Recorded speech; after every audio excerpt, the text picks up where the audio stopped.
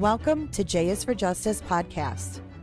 If live breaking news and following true crime is your thing, then please consider subscribing to my channel. And if you like what you see in my videos, please consider giving them a thumbs up.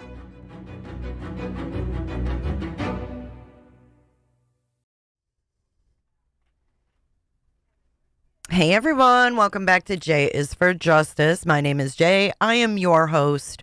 Welcome to my channel. Thank you guys for joining this afternoon.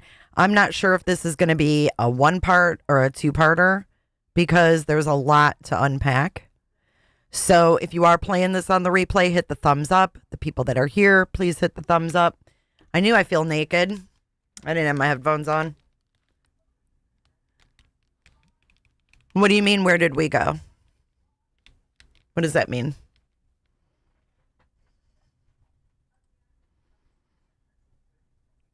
Hello, Miss Sarah. Hello, Angie B. Thank you, Sarah. Hi, Betty. Thank you, Toe Beans. I clean up all right, don't I? I've gotten some sun, so maybe that's why. I feel like this live, did you guys get notifications today? This is weird. This is really weird. But anyways, so what we're going to talk about today is the Katherine Ramsland. Was I gone? Hey, Pandy. If you're having trouble connecting, leave the stream and come back. And grab the oh shit handles because this is weird. Come on in, people. Let's give it a few minutes. I feel like my stream messed up in the beginning.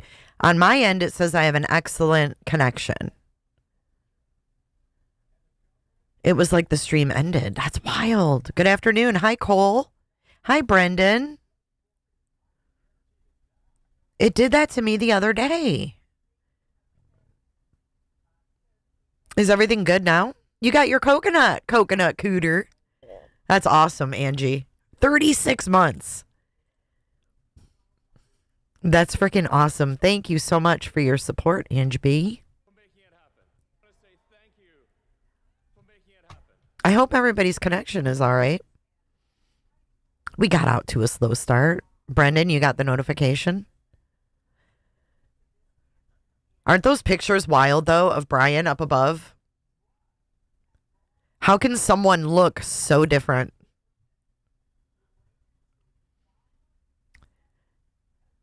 Hey, Evelyn. Good afternoon. I don't know what's going on with YouTube. I think I'm blacklisted. I think I'm... What do they call that? Shadow banned? The eyes remain the same, don't they? The eyes always remain the same. But we have... Okay, so I even have a list, okay? Because unlike some, I pre-plan my streams and I stay awake. So the first thing that we're going to watch are some clips of Katherine Ramsland, blackballed. That Katherine Ramsland did a few podcasts since the Idaho murders. And I found a couple that were kind of interesting. She won't talk about them, but her reaction in one of them is super interesting. And then we're going to go over Howard Blum's tweets, because Howard Blum has now snapped back and replied to Ramsland. So we're also going to hear from Ramsland's statement. It's funny. She won't talk to anyone else other than Bryan Enton. And we all know that Bryan Enton, I know a lot of you guys love him, but he does hail from News Nation, which is notorious for being, weird news. I think it's interesting that she won't talk to anybody else. So, and it wasn't really talking. It was a written statement. And we're going to go over her written statement and break that down. We're also going to look at an article that she refers to.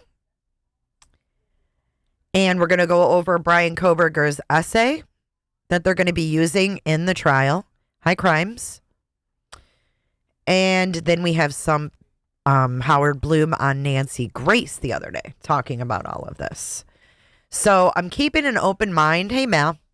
I'm keeping an open mind to like what she says versus what he says and kind of taking it all in. And I'm curious what you guys think, because I'm not jumping on the Howard's a liar. I'm not jumping on the, Katherine is lying, because I don't think either one of them are lying. I think it's all about wording, if you will. So we're going to break it down. So the first thing that we are going to watch, and this is super interesting to me anyways. Hopefully you guys will find it interesting as well.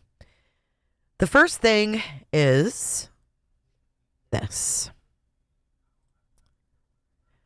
So this is the Unforbidden Truth podcast, and they had her on about a year ago. I want to say this was actually in 2023. Yeah, probably, Brendan. I haven't been live much. Maligator, thank you for joining. Hey, GM. Hey, PJ. I know who she is now. Didn't man write a book? I don't know what you mean. Crimes. Dana, did that work? Hey, EB. Well, maybe we'll make it out into the algorithm again. I don't know. Not really worried about it. What's up, Kels? Because I had fun digging into this because I find this shit interesting as hell. Like, when have we ever seen a quadruple murder in our lifetime? And then the guy was a criminology student and studied under this, like, world-known professor.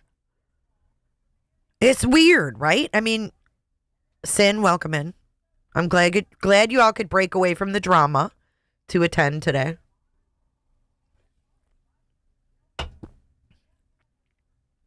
All right, so let's watch this first clip. Here we go. Indigo, welcome in. So here she is, and listen, I'll explain. I've got to put my glasses on to see these. Okay, let's see. She's reading chat. Someone said he was seen as a person in uniform to protect us. Another person said if they were born this way, why make it seem like it's noticeable when oh yeah, we're not discussing Idaho. No. Idaho's still open, and watch Katherine. I really don't think it's fair for anybody to talk about that case when it's open. Okay, so mind you, she's got Idaho and Kohberger on the mind right now. Listen, and keep watching her face. Because she thinks that the next question is also about Bryan. Now listen close. This is funny as hell. I thought so. He did hide in the cupboard first. Yeah, that's so weird. I can't imagine. He's an interesting character, though. Who are we talking about? Dennis. Oh. She thought they were talking about Bryan. She's like, who are we talking about? Are we talking about Kohberger? Oh, it's Dennis. Oh, which is Dennis Rader, the BTK killer that she has been in contact with for 12 years. It really does, Evelyn. 12 years. Listen to that part again. I thought that was fucking hysterical.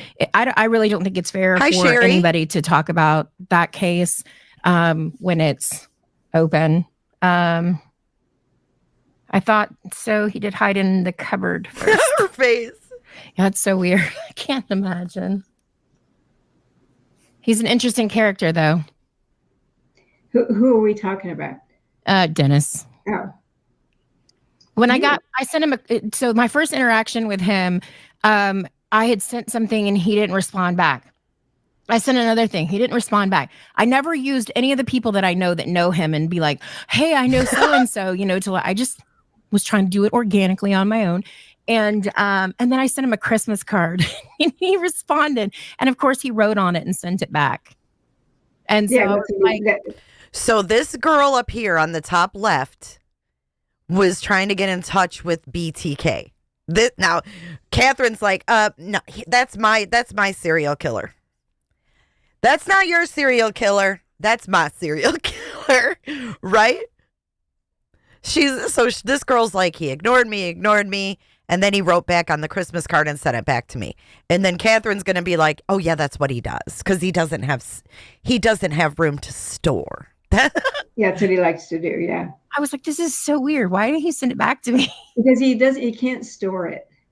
He gets so much mail, and he's only allowed a certain amount in his cell. And now he's actually been moved to the infirmary, so he doesn't have a place to store things. He doesn't want to throw them out. She says it with a gleam in her eye and a smile on her face. Hey, Nash. Hey, Alap. Good to see you guys. Thanks for coming in today. We have a big crowd. Don't get lost in the chat today. Yeah, I've heard he's not doing well at all. He's pretty vibrant.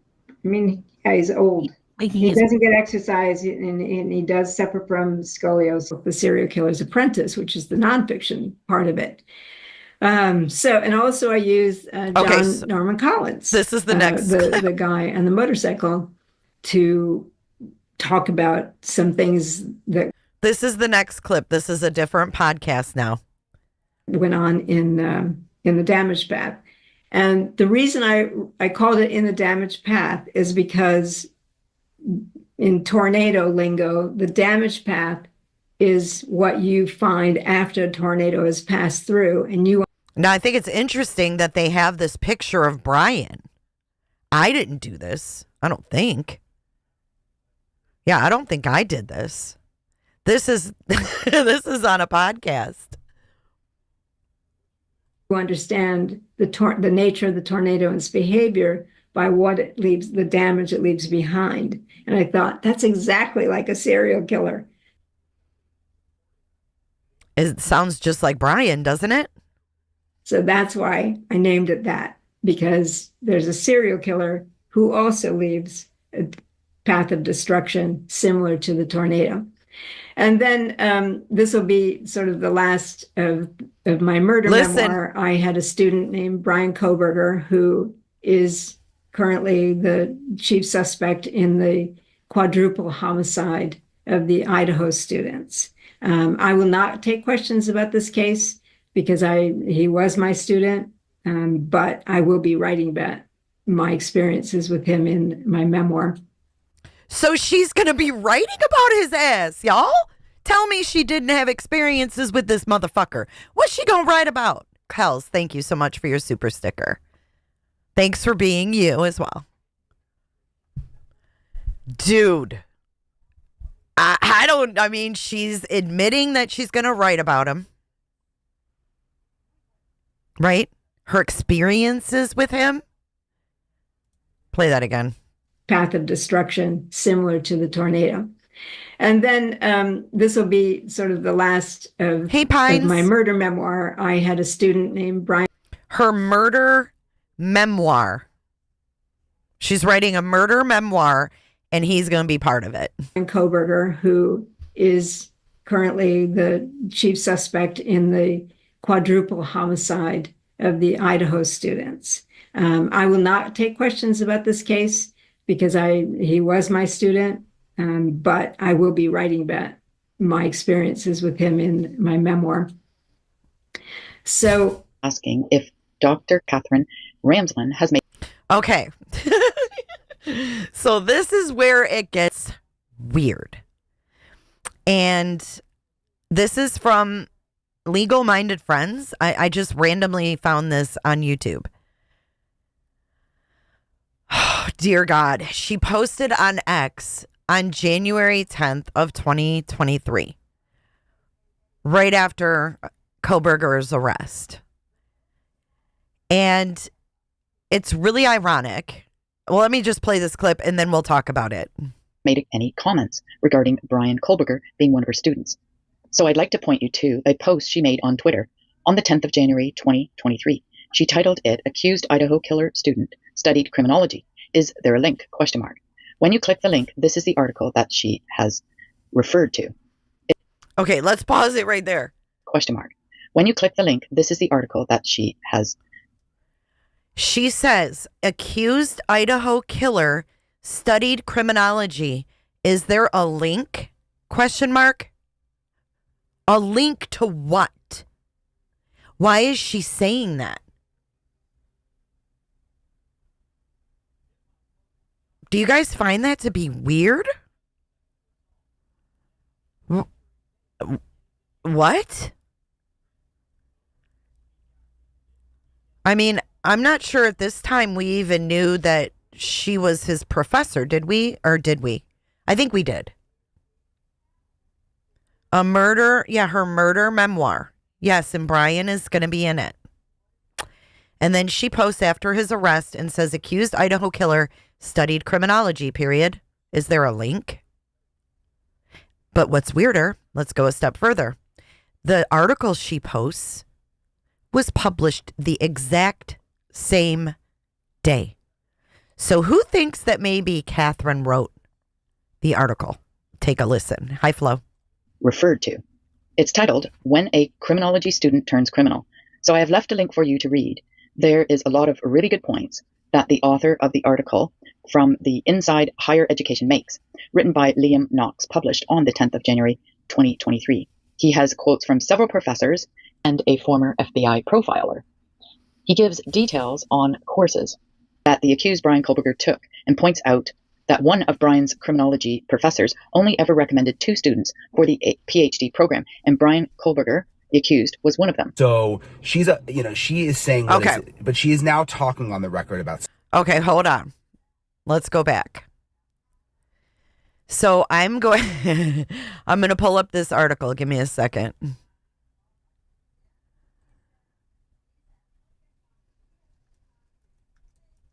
I think it's wild that she, hold on.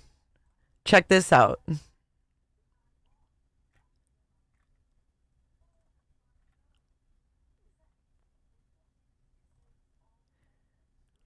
It came out the same day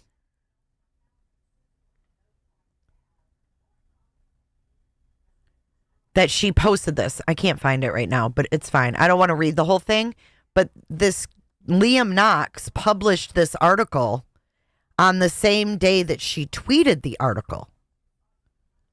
So that's what I found was odd.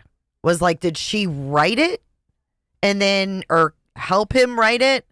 And then was she like contributor and then shared it? Because it seems weird that this was published the same day that she tweeted the link to it. You know what I'm saying? And points out that one of Bryan's criminology professors only ever recommended 2 students for the PhD program, and Bryan Kohberger, the accused, was one of them. So So then we went over, what Blum wrote. I know, Dana, right? So we went over what Blum wrote. You guys know all of the things in his theory.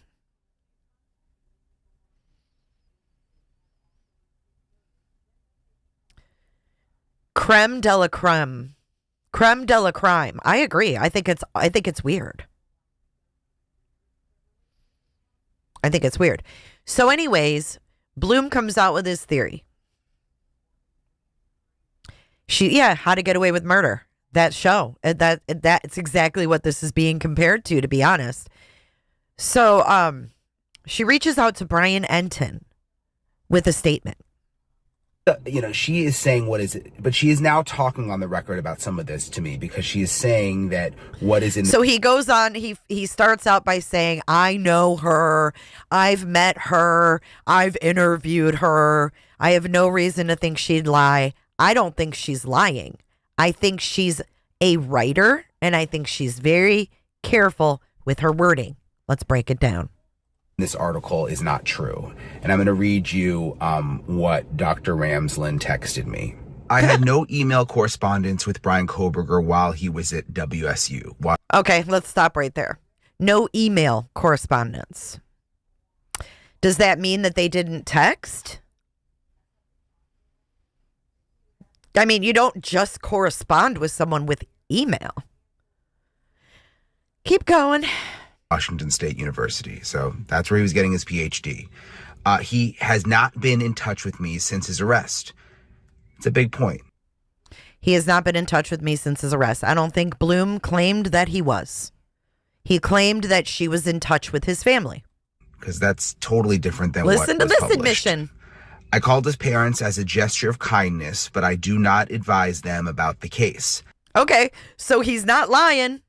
She did call the fucking parents. Why would Blum lie about his information? She's confirming right here that, yes, I did call the Kohbergers. Advise them about the case. I don't think that's what Blum claims she did. I think what Blum claimed was that they told Kohberger's court-appointed attorney that they wouldn't meet with him until she okayed it. No one said she was advising them about the case, so it's all in the wording, in my opinion. Here we go. I did not call them hours after the arrest, as Blum claims. It's Blum, but maybe not hours, maybe days. I don't know if he even said hours, but again, she's putting very specific terms to this statement. I have never talked to his sister about any book. I'm not sure that was a claim either. I think Blum said that the sister was writing a book. Maybe he did say that she conferred with her. I don't know. Okay, now listen to this one. I never mentioned Kierkegaard in my classes. That's not what he said. He didn't say that. He didn't say that. He said that she wrote her thesis, her doctoral whatever thesis thing on Kierkegaard.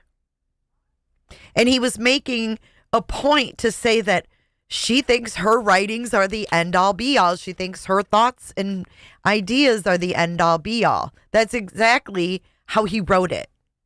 He was saying it was ironic that she wrote her paper about that because that philosopher was thinking his writings should be on monuments. So I think he was like bringing up the irony between those two things. Again, let's keep going. I did not broker anything regarding a lawyer. I don't even know what that means. I never heard him say anything about brokering anything. I have not been invited by the Kohbergers to Idaho. Okay, but were you invited by Ann Taylor? Because Howard Blum said that Ann Taylor, the lawyer, invited her to stay in the Airbnb that Ann Taylor has secured for the family. I don't know where they'll be staying. I don't know who Blum's source is or why he reports information for which he has no proof. Okay. Okay, Ramsland, I see how you talked your way around that one. Now let's go to Blum. Because Blum has now tweeted on X.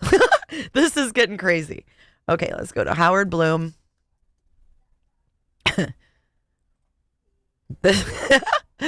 Okay, so he's got several points here. He says, Katherine Ramsland has issued a statement about my recent piece. 1, she confirms she reached out to BK's parents after arrest. 2, she refutes that BK emailed her while at WSU. I apologize for that error. Again, it doesn't have to be email, right? I mean, let's not forget this woman is a criminal psychologist, right? Forensic psychologist. Okay, let's go to the second one. Number 3. Katherine Ramsland states, and he ats her too. I just don't think this guy, after all of his years, that he's got a really good reputation in the reporting world. I mean, this guy worked for the New York Times. He's very reputable. So he says, Katherine Ramsland states she didn't demand that BK's parents get her approval before meeting PA lawyer. I never wrote that. Nevertheless, they did. 4, there's a chapter on her student BK in her forthcoming book. Can't wait to read. Sure, it will be perceptive. Oh, shit. There's one more. 4. Katherine Ramsland states she never taught Kierkegaard in her class to BK. I never said she did. I think she missed the point of my reference. 5. I still stand by my hypothesis as just that, a theory. Oh, shit. I wonder if she's fired back. Let's just see her ex. I haven't looked at hers. Katherine Ramsland. You know, BTK's daughter does not even care for her. Is this her? Where is she? She doesn't have an ex? Who's this guy? That's not her. Did she get rid of her ex, people? Oh, no, she did not. You guys need to look. Go on X and see if you can find her. Yeah, she shouldn't have reached out to the family. That's fucking weird. I agree, Indigo. Right? He didn't email her when he was at WSU. Maybe it was before he started attending, or maybe they went to text. Maybe they Snapchatted. Maybe they Instagram messaged. Maybe they Facebook messengered. I mean, we just don't know.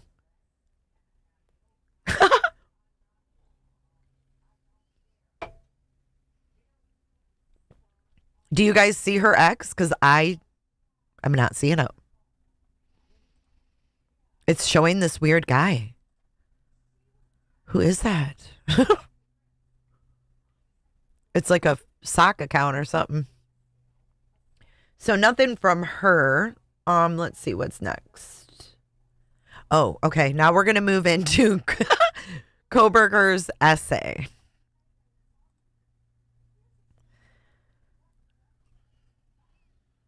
Some of this stuff, if you're not following, you can go back and read the article and you'll know what she's talking about specifically. What do you mean it's her account? It doesn't look like her account. They only have 4 followers. I don't think that's hers. I think she got rid of her account because we just showed you what she was tweeting after the freaking arrest, right? Look. See, this is her. It's Kat Ramsland. Hold on, let me double check. Now that I have her at. Oops. Damn it. Ooh. So Kat Ramsland. At Kat Ramsland. It's gone, people. It's gone. It's gone. Yeah.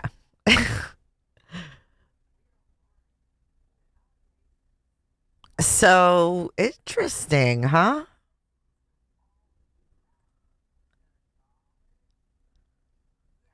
Dana. No, her tag was not tagged like she was on it.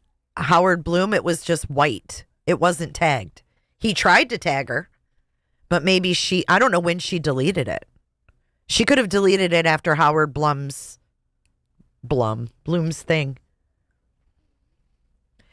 I don't know. It's pretty weird. What's up, Delaney? Delaney. All right, let's pull up the next bit. Y'all, this is nuts. Okay.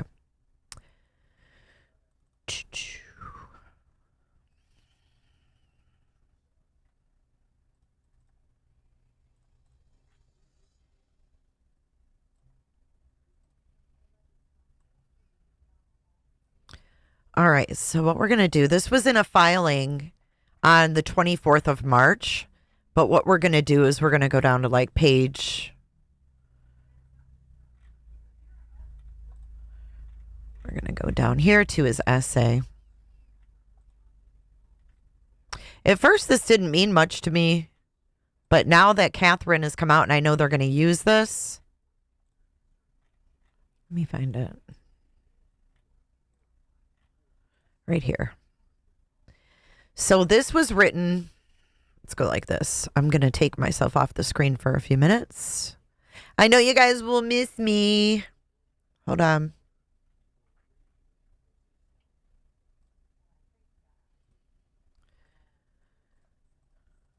Okay, let's get this straight here. I want you guys to be able to see it.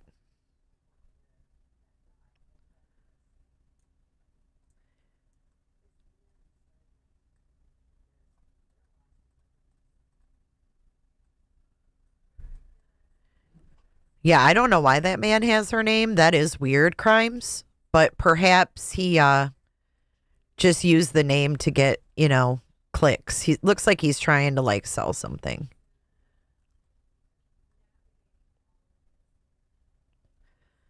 People do that for like names that are trending or whatever. Although it is strange, I agree. Okay, so at the top here, you see it says Brian C. Kohberger, Professor Dave Sipe, CJ361, and he wrote this on May 5th of 2025. Or 2020.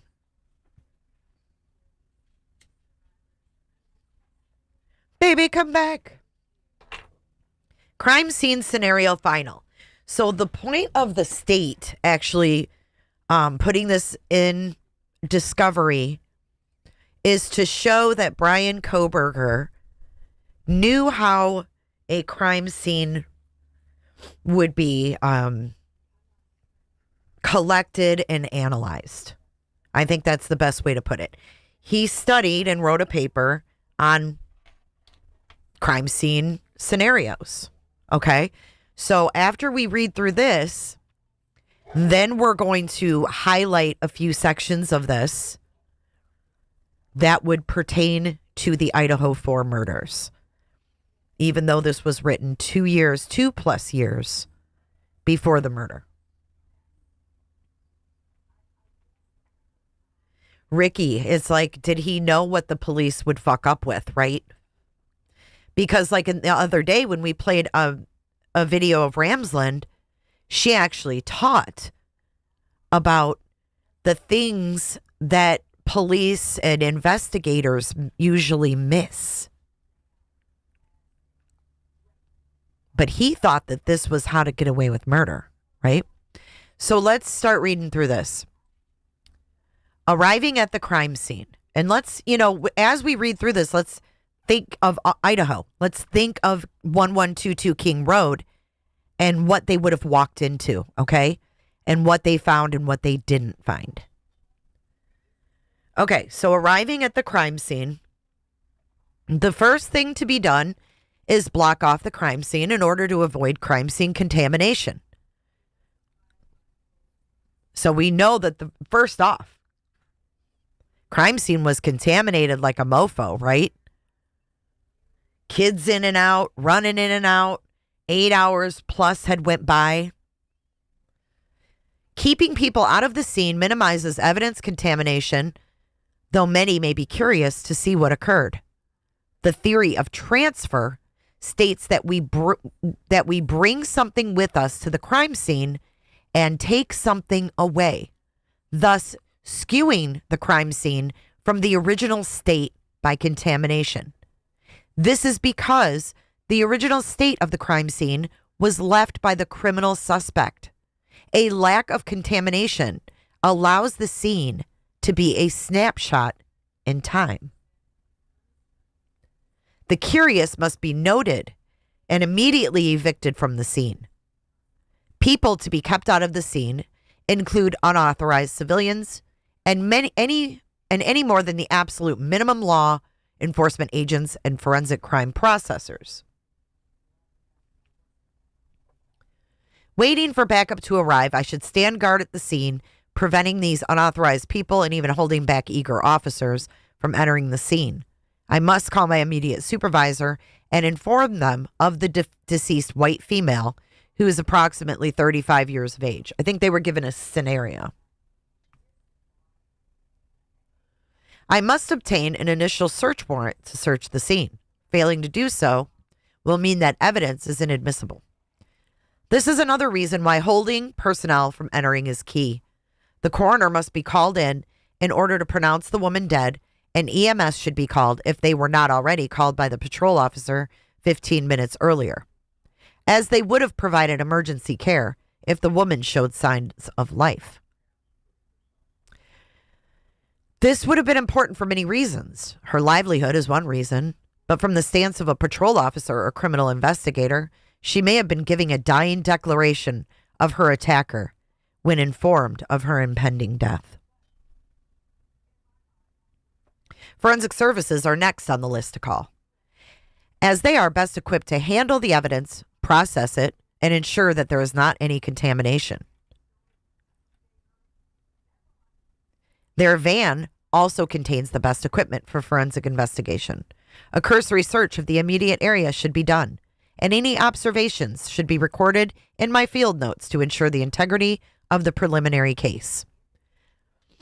Officers who are not needed at the residence should ensure that the general area is searched for anything that stands out as well. This includes the area of the trailer park, which contains 62 trailers. Is there anyone in the trailer? Should they be moved out and questioned? Does she have kids? I should gather the following information in my notes as the investigation commences, which will later be included in my preliminary report when the details of the case culminate. The offense, the time of day, date and approximate time of offense if known, ID of the victim, the location, the method of operation if known, and the identification of the officer. Since the offender was not there, I would not be unable to record this information initially, and the specifics of the crime won't be known until confirmed by the crime lab. Getting the approximate time is important and can be indicated by rigor mortis, which sets in at about 12 hours, or putrefaction, about 10 to 20 days. All of this information will aid me as I attempt to reconstruct the scene of the crime based on the evidence location in relation to its former known position. Equipment I will have on hand. Let's get into this part. Hey, Titanium, what's up, girl? OCD, FYI, thank you for subscribing. Good to see you. The equipment that I will have on hand for the investigation. To be prepared for crime scene investigation, I must ensure I have a crime toolkit containing the following: a 35 millimeter camera or digital camera capable of videotaping with an adequate supply of film and power, a portable lighting system to ensure quality photographs, or that I do not miss or step over any evidence. Assorted steel tape measures that can reach 25 feet, a ruler or other measurement marking devices, latent fingerprinting equipment, gloves. This will enable that I avoid leaving my latent fingerprints. Forceps and small tweezers and a pair of scissors. A small saw to take evidence, for example, drywall. Filter paper or small swabs for liquid evidence or trace evidence. Various evidence containers for liquid and solid evidence. Paper envelopes for physical evidence. Evidence tape to seal off evidence containers. Casting material to take molds of possible footprints around the perimeter with a rubber container for the mixture. A magnifying device should be kept. Crime scene tape for the scene. Protective clothing. Boot covers. Now listen to this. Now listen. I know this sounds like he was given a scenario and had to process the scene. That's exactly what he did. But what's important here is that when you're processing a crime scene, when you're an investigator and you go in, you don't want to leave anything of yours, right? Ding, ding, ding. That's the bing bong. He learned how to process the scene from the other side of the coin. Bing bong.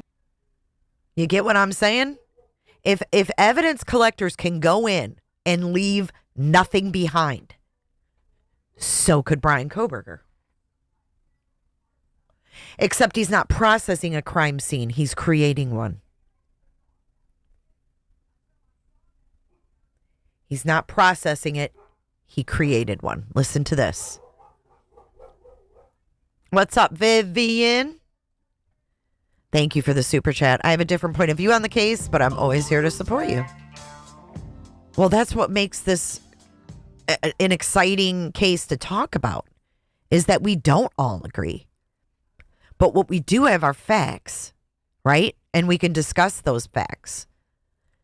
So watch this. Protective clothing, boot covers, eyewear, fiber-free overalls, face masks, hairnets, gowns, anything that will prevent me from contaminating the scene with things I bring in with me.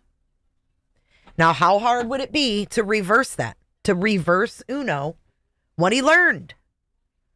Boot covers, eyewear, fiber-free overalls. I mean, he knows what's going to leave fibers, what's not. It's a reverse Uno. A blue light with yellow glasses, which makes small trace evidence more visible. And there could be a very small amount of blood somewhere, which wouldn't have been sampled, documented, or photographed otherwise. Entering the home for crime scene documentation and initial photography, videography. I may enter upon judicial approval of the search warrant. Having too many personnel evident in the photography may put the integrity of the evidence into question and taint the scene. A contamination list should be made, documenting every person who enters and exits, and why. This includes first responding officers, firefighters, EMTs, family members, criminal investigators, and all crime scene personnel. Thank you, Pines. I don't know. I wondered, was that selfie a proud pass the test photo to Kay? I can't wait to find out if he sent that to anyone. He would have also gotten a briefcase that has everything right. And is that what Steve is talking about, Tanya, when he says there was some sort of a kill kit?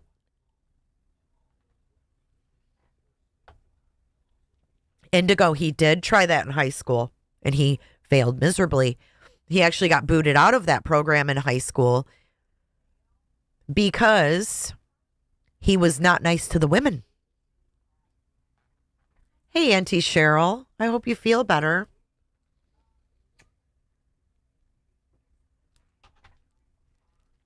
Okay, so entering. I must ensure that myself and my fellow crime scene personnel are wearing gloves and other protective equipment as to avoid contaminating the scene with latent fingerprints. A fiber-free boot cover would also be ideal to avoid leaving physical footprints or residue from the boot. Anything that is fiber-free and covers the mouth, hair, and overall body would be helpful in avoiding crime scene contamination, since hair, saliva, skin cells, and other bodily fluid or cells may be added to the scene, thus contaminating it.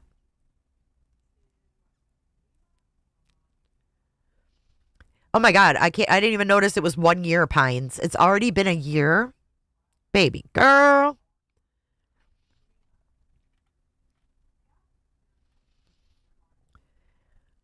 Fibers can be left via the theory of exchange and would contaminate the crime scene from its initial state as the offender left it.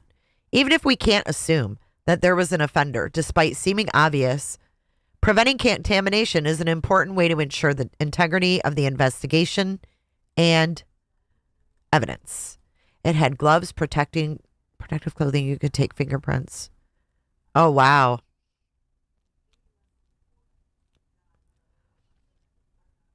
He might have gotten one then, Titanium. That's what we're saying, Dana. What if that was for her? Creepy, right? We should always treat the crime scene as if there is indeed a criminal homicide, as to not miss out on important details. The first thing for me to do is to take a coordinated series of crime scene photographs with a digital photography device or a 35mm camera from a natural point of view. These photos must be taken prior to the movement of any object to ensure that the photo captures the scene as the offender left it. The photograph should be taken from a general view of the exterior of the home, as well as general views of the interior, recording the time and details of the photograph in my notes. Setting up portable lighting, The photos should be in color. The following details regarding photography should be recorded in the field notes. Recording these details will ensure that the defense attorney does not attempt to devalue the quality of your evidence. Data to identify the subject in the photograph without too much unnecessary info. The location of the photograph. The identifying data of the photographer, including name, police agency, badge number, and ID. The case number. The precise time of the photograph. The date of the photograph, the weather at the time, and the photographic equipment used. Next, photos of specific rooms should be taken with special attention to the living room in which the deceased woman was found. As the coordination of photos is focused inward, specific components of the crime, like physical evidence, should be accounted for and detailed. These should also be logged in my field notes. This physical evidence should be photographed next to a measurement marker. The body and physical evidence to take a picture prior to collection from the forensic services includes the deceased woman in the living room, who should be photographed with adequate lighting from a long view. Specific shots should be focused on the evidence of harm on her body and clothing, the bruises on her face, the marks on her neck, the bloody shirt, and any other signs of post-mortem lividity should be photographed and taped without moving the victim. A measurement marker should be placed next to her. This will show if an offender moved the woman as to manipulate the crime scene. Does she have defense wounds? Are there hesitation marks on her related to the knife? Or are there multiple stab wounds? These must be photographed and taped. This is a stabbing, too. Holy crap. Nicole G., happy hump day to you, babe. Thank you for your super chat. And Flo, 29 months. Forever young. Thank you so much. Well, yeah, there was excessive force. And Mr. Gonsalves said that Kaylee was punched in the face, in the nose, and her nose was broken. He broke her nose. Is the mark on her neck related to the hanger near her? The photographs make it sure that these items were indeed present at the crime scene. Most of these questions are speculated until absolutely confirmed by the forensic medical examiner, who can use scientific equations to determine the approximate time of death. This is a maxim that stands even when the scene seems to point to the obvious. The time of death is never entirely accurate, but the photographs can aid in this process, as they capture phenomena such as rigor mortis or putrefaction when the woman was found. The knife should be photographed under adequate light, and a marker should be placed next to the knife to give the best photographic representation of the evidence. The misshapen coat hanger should be photographed under adequate light. The upended furniture and children's furniture should be photographed firstly from a long view, and then focus specifically on each piece of furniture under adequate lighting with a measurement marker. All of this should be well documented in field notes and on the photograph. Is there any sign of forced entry into the home? This would be evident by broken glass from windows, pry marks on doors or windows. This should be photographed, videotaped, and documented. If there is not forced entry, it may be suggested that the woman knew her killer. There's a bing bong. Bing bong. Who was the number one suspect? Or one of the number one suspects? Jack D. Jack D. He knew damn well that they would look at the boyfriends first. A video camera will be used to go over all the evidence, which was photographed. Documentation of the video evidence should also be filled out and recorded in the field notes. If not Jack D, it would be frat boys, right? Because frat boys were in and out of that house. Parties, people in and out, right? Someone they knew. The crime scene sketch. The crime scene sketch occurs after the scene was initially searched, photographed, or videotaped. The sketch is of great value in criminal court. This sketch should be done in pencil to ensure the sketch accurately portrays evidence and measurements pertaining to the crime scene. This sketch should be done in pencil. Oh, I already read that. The final version will be done in non-perishable ink via pen. The physical evidence, which includes but is not limited to the knife, misshapen coat hanger, furniture, as well as any other biological evidence like bodily material or fluids, should be drawn out in accurately measured proportions. The final search and confirmation by the forensic processing unit and investigator will determine whether this was all the physical evidence at the scene. New evidence can be added to the crime scene sketch when new measurements are taken. Oh my God, is it raining? I'll be damned. I washed my blankets and they're hanging outside. Son of a gun. Ugh. The crime scene sketch should be measured by the criminal investigator and accurately display the proportions of the physical evidence. Any inaccurate portrayal of the location of evidence can influence the juror perception of the guilt or innocence of the suspect. While you do not need to be an artist, the responsibility of sketching should be taken with accuracy. Though I can assign another officer to sketch it, I have decided to take this task on. A 25-foot steel measuring tape should be used to record these exact and accurately. Too much detail shouldn't be included into the sketch as to avoid confusion. Okay, let's see. Extraneous detail, including movable furniture, may cause issues if jurors recognize that the items in the house were moved after the fact. The living room should be sketched out with the deceased woman being drawn in proportion to the knife, coat hanger, upended furniture, and children's furniture, walls, and permanent objects in the house. Other rooms that are relevant should be included in the sketch. I have decided to use the rectangular coordination method with 2 right angles. A projection could be used to document biological trace evidence like blood stains or other physical evidence that imprinted on the walls. Bullet holes would be something that would be ruled out, and if bullet holes are present, they should be documented using a 3D uploaded sketch before the drywall is removed via saw. Though it appears obvious that a knife was used in this crime, we do not know for sure, and we should make sure to document everything. Even if there was an item introduced to the scene by an offender to throw off investigators, it is not the job of the criminal investigator processing the crime scene to jump to conclusions. The crime lab will be able to decipher with scientific certainty what is and is not an original element of the crime. Staging is common. For example, the offender may have taken items from the house to make it look like a burglary turned robbery, which went wrong. The official crime report should include the accurate sketch with the following details: the name of the investigator, a detailed location of the scene, the date and time, blah, blah, blah. I am choosing to draw it to scale. The computer-aided design program, CAD, which uses laser lights and takes up to 25,000 measurements per second in 3D, may be utilized if available. For the scale of the scene is the most accurate.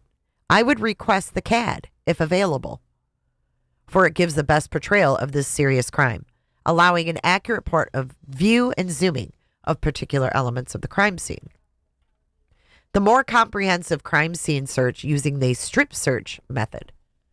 In order to collect evidence from the interior of the residence, I will assign roles to officers, briefing them to watch where they are stepping and not act impulsively or without great care. Hasty actions will lead to valuable evidence being trampled and lost.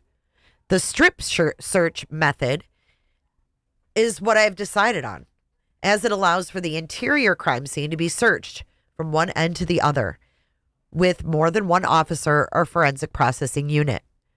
The exterior of the property should be searched from one end to the other as well, switching to a grid search if necessary.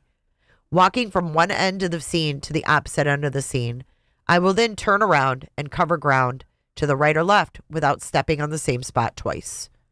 The rooms of the trailer should be searched in this method, with special attention to the living room where the victim lies. Assigning a CSI or officer and myself to this section would allow that the scene is thoroughly checked. As I move from one end to the other, I'll make sure that I shine my flashlight ahead of myself to ensure I do not damage or carry away smaller pieces of physical evidence. Smaller items of physical evidence include wood chips, hairs, paint flakes, glass fragments, or small fibers. If not careful, these may be lost before even accounting for or observing them. Things such as footprints, inside and outside, should be prepared to be photographed and taped. I must photograph and videotape new evidence. I'm trying to skip over like irrelevant. Okay, the name of an officer who witnessed the find. This will ensure that there is no question that this was indeed an element of the original crime scene. This will save the investigator setbacks in court. All the information that is carefully recorded regarding the crime scene aids the crime report. The location of this evidence is very important, as it may give us the following information. Establishing the tracing of or ID of the suspect.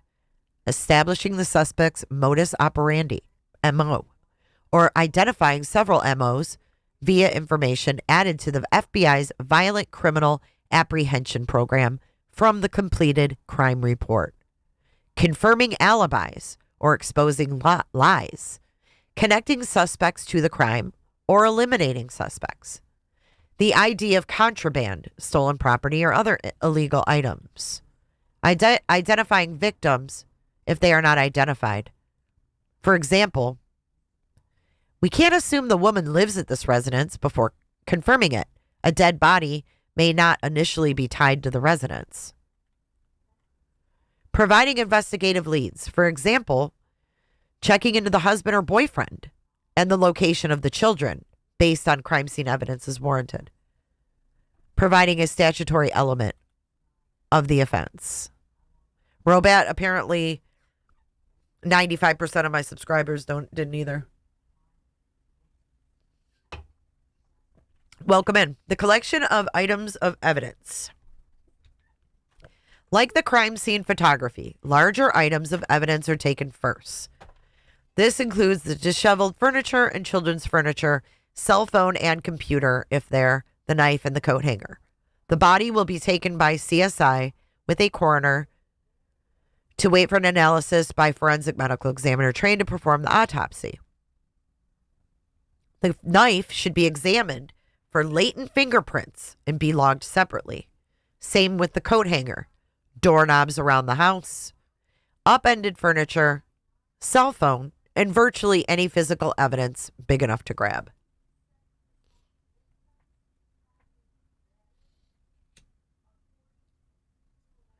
So I'm wondering if you don't leave the knife,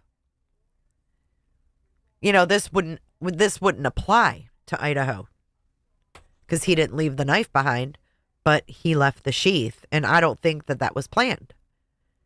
I almost think in his fight with Kaylee, because Maddie was the one that was more intoxicated, and in his fight with Kaylee, it seems to me that could have been when the sheath was left. I mean, I don't know if he had it buttoned on, where it was, if it got pulled off, if he dropped it. Who knows, right? The knife, I already read that about the knife. Okay, so crimes of passion are rooted in emotionality and impulsivity. If this is the case, we can likely count on there being latent fingerprints on the doorknob and all over the knife and victim. So he's saying here, crimes of passion. This wouldn't be a crime of passion because he didn't know them, right? Idaho is not a crime of passion. That would be someone, close to the victim.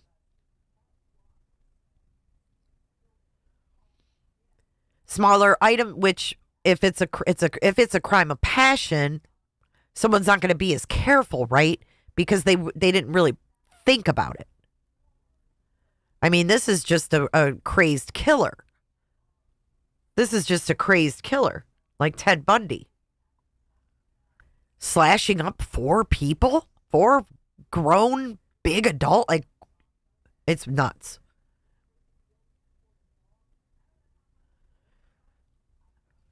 Smaller items of biological or trace evidence, such as hairs and fibers from clothing, must be collected using metal forceps or tweezers to avoid damaging this delicate evidence. Fingerprints and footprints are class evidence to be taken with molds or a fingerprinting kit. I should use a swab where applicable to collect fluids or skin cells which contain DNA. The shirt likely contains not only the blood of the woman, but the blood of the possible offender. DNA from biological evidence should be swabbed, placed in a vial, documented on the container for evidence chain of custody. The t-shirt will be bagged and taken separately as physical evidence. I should make sure to swab under her fingernails to see if any of the DNA of the offender is there.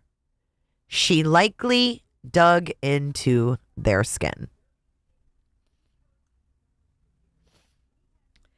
Now,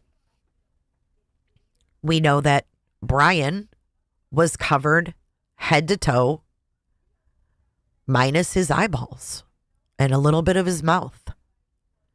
He knew there'd be no DNA of his under anybody's nails because they weren't able to physically scratch him. Is there evidence of sexual assault or semen present? This evidence should be marked, swabbed, and collected in a glass vial or cellophane bag. Is there evidence of personation? Did the offender take something? Or did the offender display an excessive need for control over the victim? As demonstrated by possible SA and murder? These are all observations to be recorded, though not conclusively. Hang on.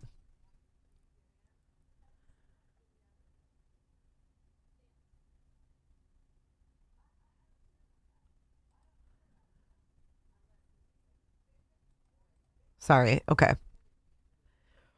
During the searching phase, the evidence should be marked with the following information in the field notes and later in the evidence packaging: the size of the object, the physical nature of the object, the value of the object, the case number, the date. This process must be done as many times as needed. It may occur up to 1,000 more times. Packaging the evidence for the forensic lab. Each item I collect, including but not limited to the knife, coat hanger, and bloody clothing on the woman, must be packaged in the proper way. I must use separate containers for evidence. I must use new clean packaging. Obviously, blood or biological evidence renders a container spent. Avoiding metal containers, the package must be sealed. Items of clothing are kept as is, not folded. I must keep evidence and mark it. I must Again, I must account for and log all this evidence. The woman must be removed by a certified professional and sealed, taken into custody by the coroner and sent to the forensic medical examiner for an autopsy. The crime scene will be surveyed if necessary. But the longer the time it takes to do so, the more the chance the crime scene is contaminated. When mailed, I must always send this evidence registered mail. Did Steve G say BK may have taken something? I don't remember. It wouldn't surprise me.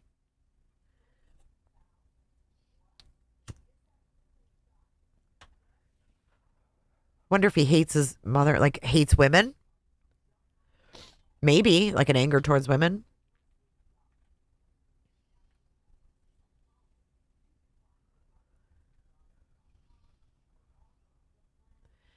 Let me just scan over this part. Did she communicate? Okay, careful. Okay, so the knife, misshapen wire coat hanger, and any physical, biological, or trace evidence must be accounted for, bagged and sealed, bagged and tagged. Her bloody clothing should be examined as well, but this would infer that she must be moved and have items of clothing removed. This is something the forensic crime scene processing unit should do. If she had a cell phone or computer nearby, it should be logged. Did she communicate with anyone? Did this communication indicate a conflict? Did her husband or boyfriend contact her? Did anyone else contact her? So we also have the calls to Jack D, right? Kaylee and Maddie. This may help investigators look in the right direction if things turn out to not be so obvious. Again, we can't assume it was the husband or boyfriend just because there might have been a history of DV or PFA, despite this being very common. Also, she may have children's furniture for her nieces or nephews, so we can't even assume she had kids. When moved, all items will have inventory receipts. All of this is for accountability and integrity of the evidence, and thus the proper outcome of the criminal investigation. Failing to do so leads to injustice. There can be a very clear link between victim and offender, but if this is not accounted for via chain of custody, it will be inadmissible. I think it was mentioned along when he moved that teacher stuff around. I don't know if that was a teacher. It was just somebody he met at school. It could have been a student. Outreach to other agencies.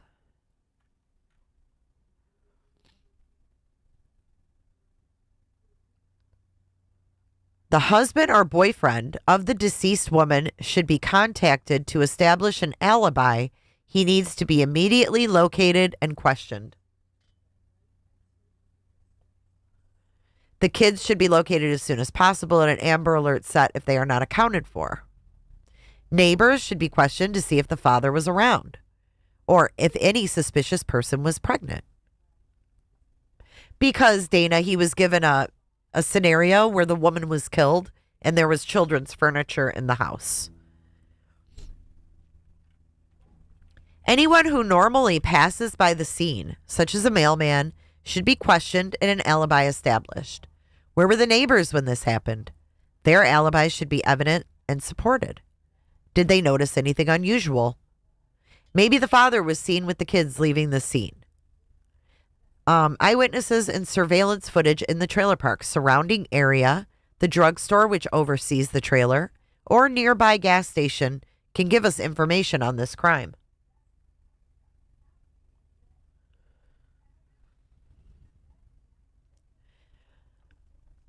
Surveillance footage is circumstantial evidence, but it may lead investigators in the right direction to the apprehension of the suspect.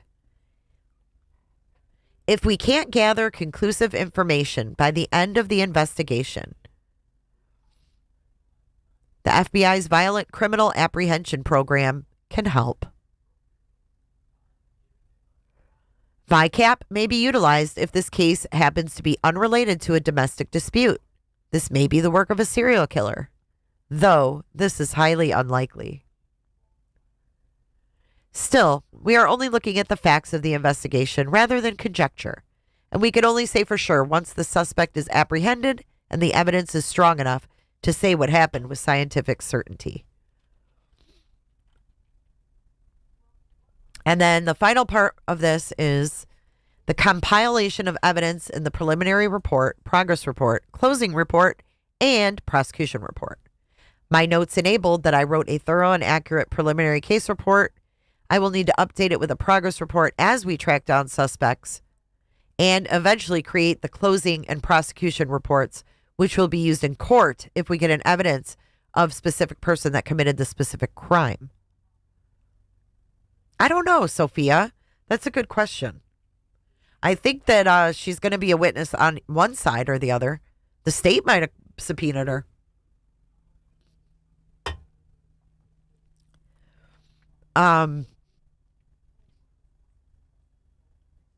Let's see. The steps I have listed will ensure the prosecution report. Okay, I got that.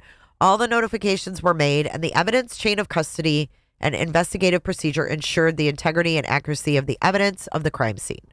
With thorough documentation, it is unlikely that the defense will be able to discredit the investigation and render evidence inadmissible. This clear information will allow the jury to deliberate based on all the evidence. So I think he was kind of hoping that Moscow was a bunch of dum-dums. The sister is testifying for prosecution. It was said yesterday. Oh, really? I didn't know that. Yeah, I don't know what she would have to offer the defense. I'm with you on that one, Brooke. And considering that this is state's evidence, right? This paper, let's finish it real quick.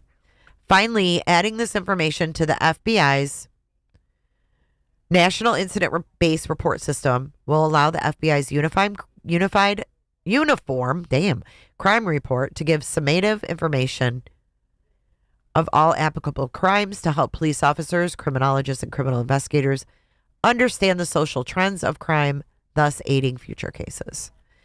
So, like I said, being that this is state's evidence, I think they will be introducing her. That's my thought. Especially if they say they have communications between her and him. So this is State's Exhibit S7. You think she's going to want to do BTK 2.0? Yeah, he stole his sister's phones. Ah, Delaney, thanks for being here.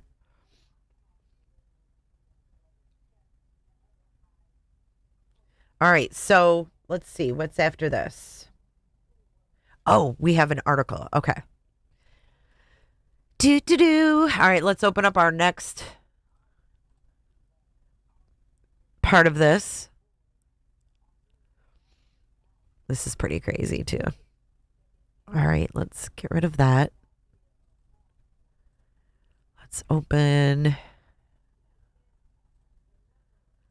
this up.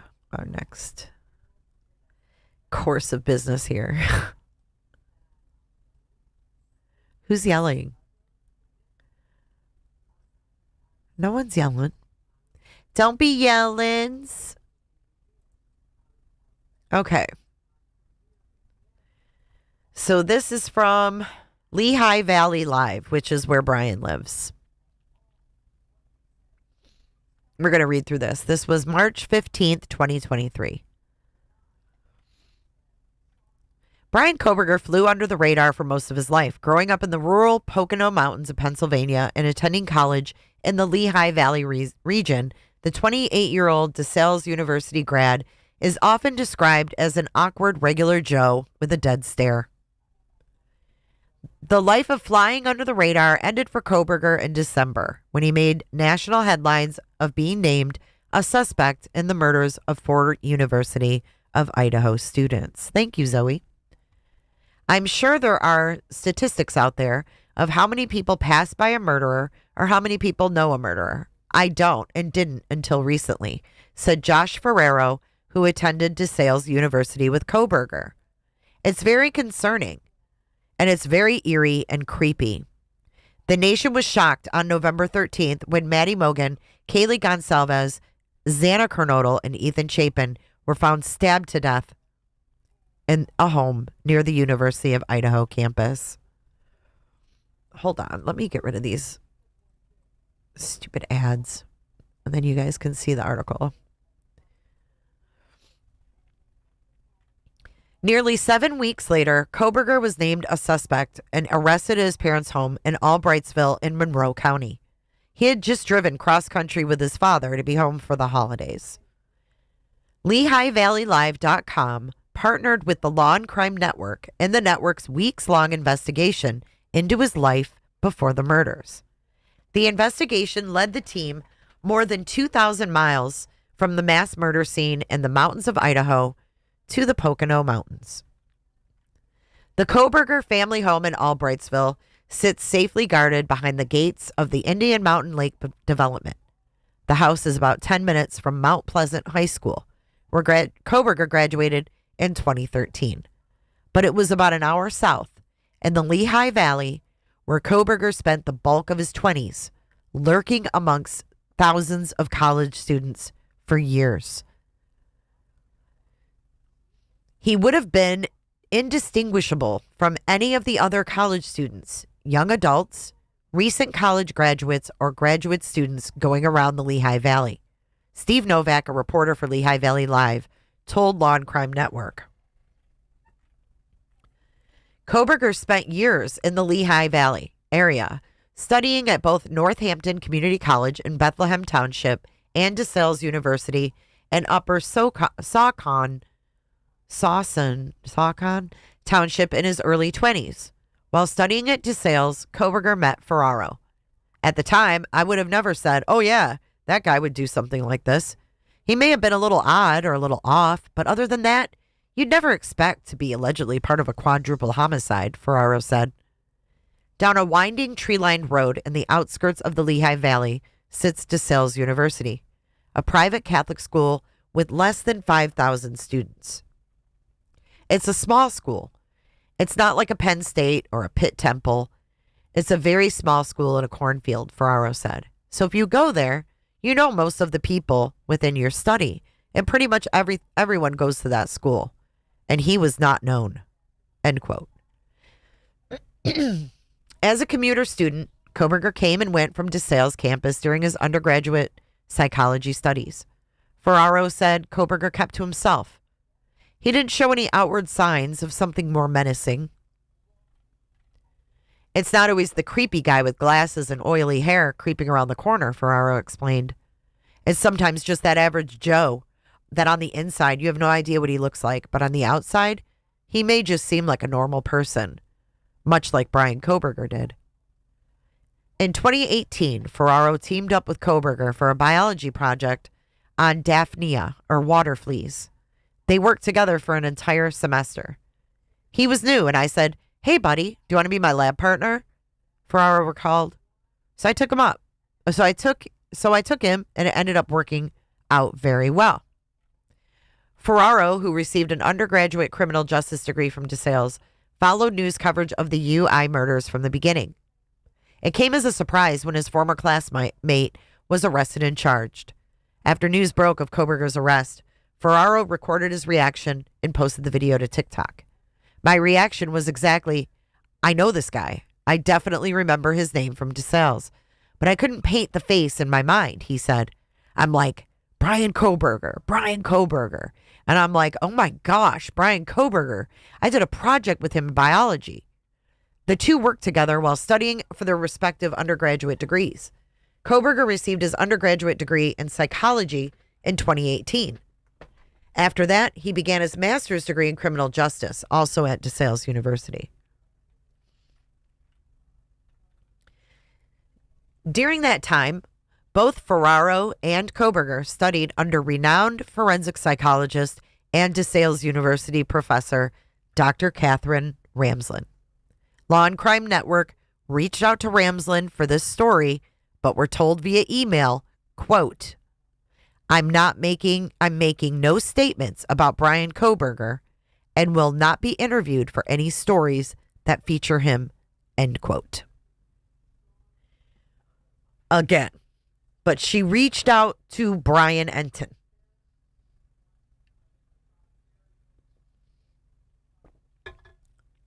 I don't think Ann stands a chance on any of that.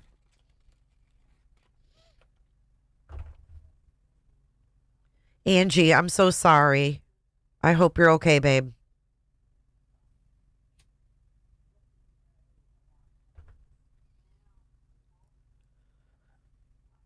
But months before Kohberger's arrest, Ramsland appeared on Law and Crime Network podcast Coptails and Cocktails. Here's a quote from that show. Have I come face to face with psychopaths? Absolutely. The coldness, the lack of remorse? Definitely. Some people call that evil, but we are finding that it might very well be a brain disorder. In the interview given just 7 months before the murders, Ramsland explained the workings of a psychopath's mind. The brains of what we call primary psychopaths, who seem to be born with this brain disconnect, are definitely different. It allows them to be better predators, if that's what they choose to be. Not all psychopaths are criminals. Not all psychopaths are murderers. If they choose that, it allows them to be very effective. Better, because they really don't have any remorse over what they're doing. And they can be very calculated. They tend to be very reward driven. Jason. Yeah, better. She's talking about a murderer. If they choose to be a murderer, it allows them to be very effective. Better. Because they really don't have any remorse over what they're doing. And they can be very calculated. They tend to be very reward driven.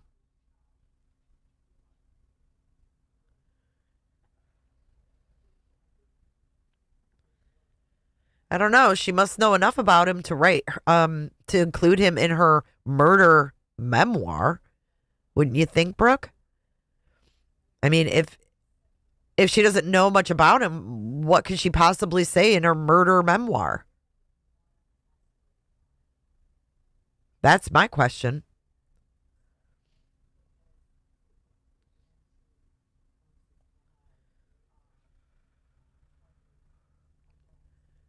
Who's Josh? Who the heck is Josh? Am I missing something? Who's Josh? I'm confused. According to forensic psychologist Dr. John Delator, Kohberger can't yet be labeled as a psychopath or even a serial killer. What actually happened was that he was a mass killer, Delator said. Whoever did this should actually be considered a mass killer. But that doesn't take away from the possibility they are also a serial killer. Ferrero believes Kohberger snapped, saying, I think he's just sick.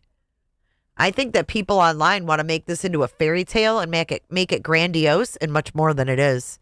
If he had done this, I think he is a sick individual that finally snapped.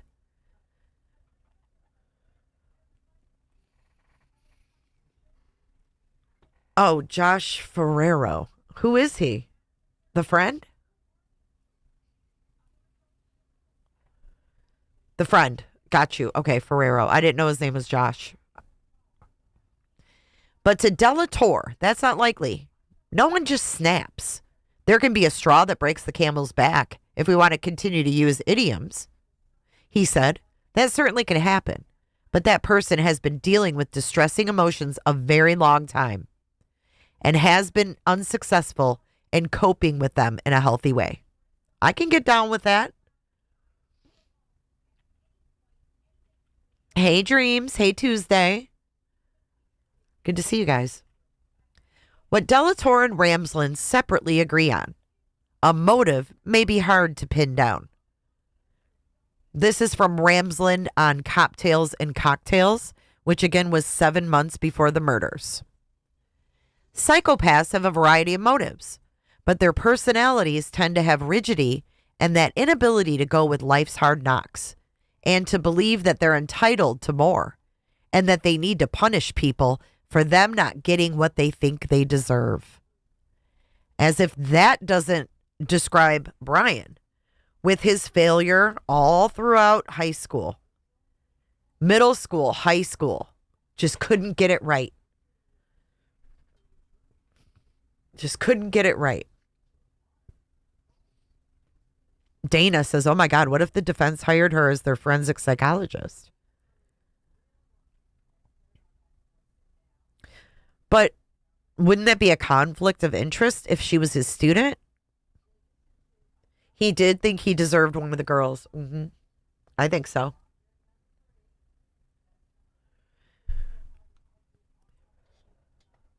And then Delator told Law and Crime, because rejection is such a touchy subject for him, it's certainly possible that a buildup over time, a buildup of rejection, could have led to engaging this kind of behavior.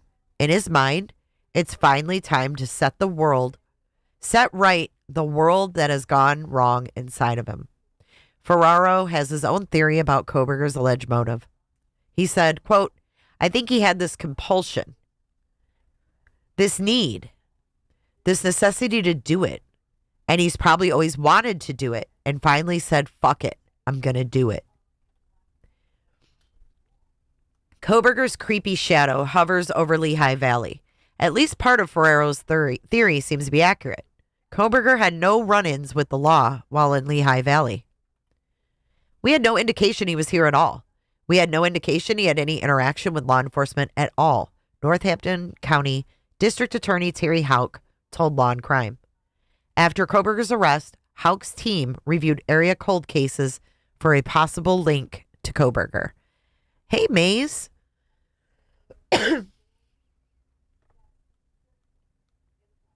When you have someone who might have serial attached to their name, you're just going to check to make sure there's no connection, since he had contact with the county, he said. There was none here in Northampton County. Similar investigations were also conducted in neighboring Lehigh County. Law and Crime reached out to Lehigh County District Attorney Jim Martin, who declined to be interviewed. According to Houck, news of Kohberger's arrest shocked the community. Obviously, it's the reaction that everybody has. It's close to home, because then you're watching and people are posting Facebook pics of him on campus. One such campus is Northampton County Community College, or NCC, where Kohberger received an Associates of Arts in Psychology in 2018. Northampton Community College is a beautiful school. It's a well-respected academic institution, Houck said. I would call it a pillar in the community. There's a lot of kids that go. Kohberger himself commuted about 50 minutes from Albrightsville to NCC's Bethlehem campus while studying for the degree. Northampton Community College is very centrally located, kind of a modern facility, and it's established itself very well as a place to get your foot in the door in a lot of different areas. It's a place that people do come from all over, lots of commuters. To learn more about Kohberger's arrest at the time, Kohberger's time at the school, Law and Crime reached out to NCC for this story. The Senior Director of Marketing and Communications, Megan Reed, replied via email. This isn't something we'd like to pursue at the moment, and we'll be in touch should anything change. In an area filled with college-age students, Kohberger continued to fly under the radar. Even if he had a run-in a bar, that would not have been anything unusual or even really noteworthy. Not until hindsight. Remember he had a run-in at the bar, the brewery, where he was like hitting on the waitress. They actually had him on like the do not allow in list.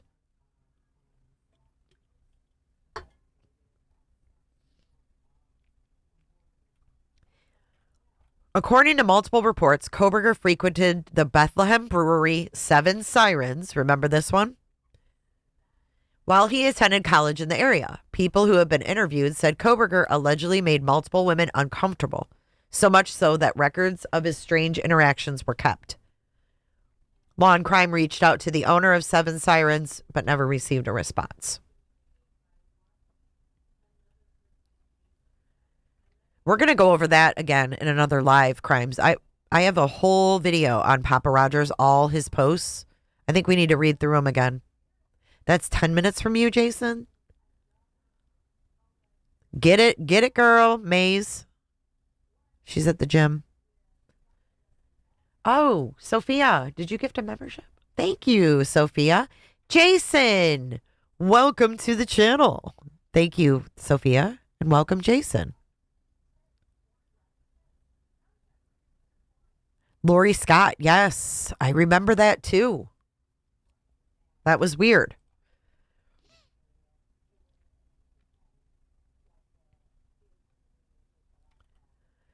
Some theorize Kohberger's connection to criminal justice may have played a role in the murders. That he was studying criminology, I think, is the most interesting aspect of this case, Novak said. Without getting into whether or not he actually did it, it certainly is a compelling angle of the case as it's developed so far. To know that's where someone's mind could be and then where it could take them. DeSales University boasts a robust criminal justice program promoting hands-on training and courses taught by renowned professors. DeSales University has an entire house. They call it the Crime Scene House. That is used for simulations, for crime scene investigation, or collecting evidence or crime scene photography, or responding to other emergencies. According to court documents, Kohberger's criminal justice studies were important enough for detectives to investigate. Here we go. While executing a search warrant at Bryan Kohberger's parents' house, investigators recovered a criminal psychology book and DeSales University documents. Law and Crime reached out to Kohberger's entire criminal justice graduating class, but all his classmates either did not reply or declined to interview. One classmate wrote via text that DeSales University, quote, sent a general communication that suggested everything go through the university as to be respectful of the ongoing situation. Bing bang. Oh, wow. Oh, it is lavender fresh, Jason. So the college sent out a text to all the students asking them to have everything go through the university. Who thinks that's because of Ramsland? Protecting Ramsland. El binga bonga. Right? I mean, I didn't see the University of Idaho telling the students not to fucking talk. Yeah, because she works there. They didn't want no one talking.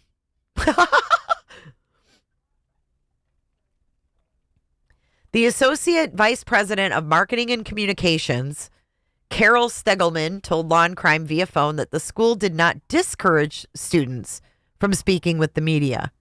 She told students she was available to assist in media requests on a case-by-case basis.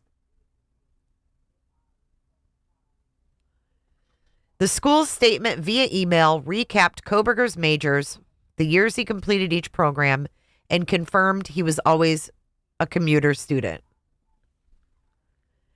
Quote, DeSales is just such a close-knit and heartfelt community. Like I said, everybody knows each other. And the fact that no one really knows this guy, he went in and out. Well, Ramsland knew him. But it was Kohberger's time at DeSales and the completion of his master's degree in criminal justice that led him to WSU for the next chapter of his life, pursuing more education and walking among thousands of college students. And there he is getting his diploma. And I hate to say it, but he's like giving the death stare, dude. Like, who doesn't look happy on this day? Let's look at his face.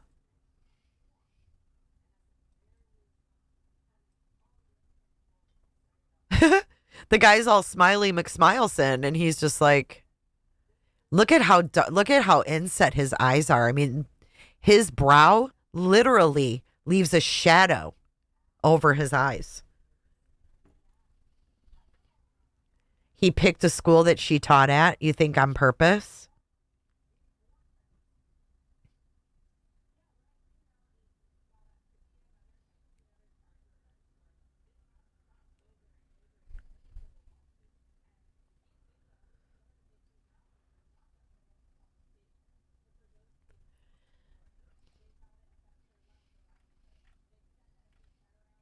Literally, okay, so Kohberger's conversation topics with new neighbors, military, and murders.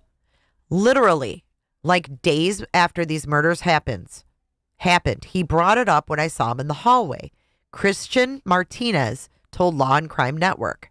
Martinez lives in Pullman, Washington, in the apartment complex where Kohberger lived when he first moved to the area in 2022. Those are the two things he said. They have no leads and they think it was a crime of passion, Martinez said. That's what Kohberger told his neighbor. They have no leads and they think it was a crime of passion.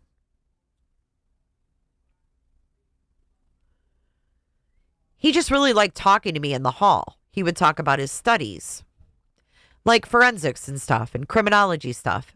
And at the time, it just seemed like normal times. Martinez, who lives just across the hall from Kohberger's old apartment, says he remembers the accused killer moving in the summer of 2022. I met his dad in the parking lot. he just stopped and started talking to me. His dad was wanting to introduce me to Bryan, and he said something. I don't remember the exact word he used to describe him, but it was something like he has a hard time making friends, or he's kind of shy. Kohberger kept tabs on the U of I murders, continuing to bring them up in conversation before his arrest. He was like, "Oh, did you hear about these murders that happened?" And it was like so short after they actually happened. There was barely any news articles out. So there wasn't much that I could have read. So I was like, "Yeah, man, it's crazy. Yeah, of course I've heard about them." He was like, "Yeah, it seems like they don't have any leads." And then he's like, "Yeah, it seems like they think it was a crime of passion." Well, it might just be a blessing in disguise that the girls did not call 911 right away, because this mofo was allegedly Googling the King Road murders before the King Road murders were known. So cash me outside, Kohberger. How about that? He was boasting they didn't have any leads when this guy said there was really nothing to read because they weren't telling us anything. They didn't tell us it was a crime of passion. Why would he lie? Right? He lied to his neighbor. Look at poor Kaylee's car. God, that makes me sick.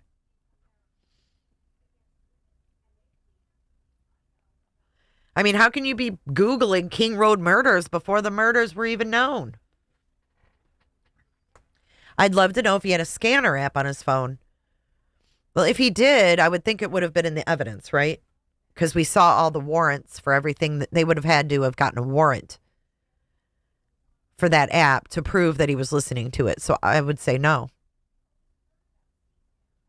Can you even listen to their scanner? That's the question. It's such a small town.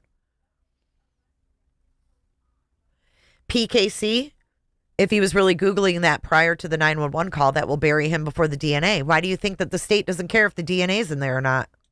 They're like, take it out. But wouldn't they have had a warrant for an app like that? I mean, they got all the other apps. But is that such a small town? Do they even have a scanner that's listenable?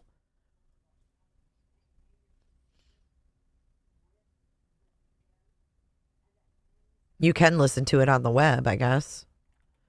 I just don't know if there's even one that's listenable. After having these conversations with Kohberger, Martinez believes he may have had a fascination with death or killing. It was kind of on the subject of what it would take to take someone's life. It was kind of like he was trying to see my perspective on, I guess, taking someone's life, Martinez said. After the pair were first introduced, Martinez invited Kohberger to a pool party. At that party, Zach Cartwright met Kohberger for the first time. Remember him? He did an interview too.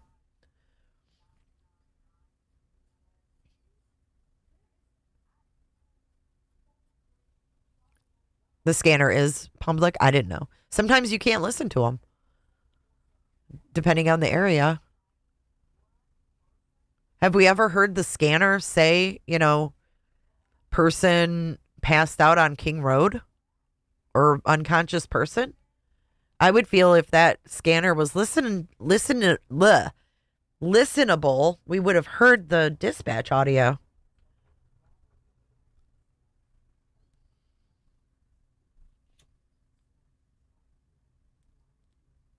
Do we hear the dispatch audio? I don't remember. Why wouldn't we hear that if it's able to be art? You can get that in archives. I don't know.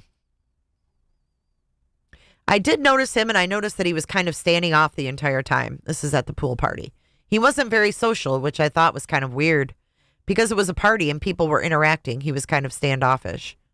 He did seem kind of just socially awkward. Kind of hard to carry a conversation with, if I remember correctly. But besides that, he mainly kept to the side and was really observant.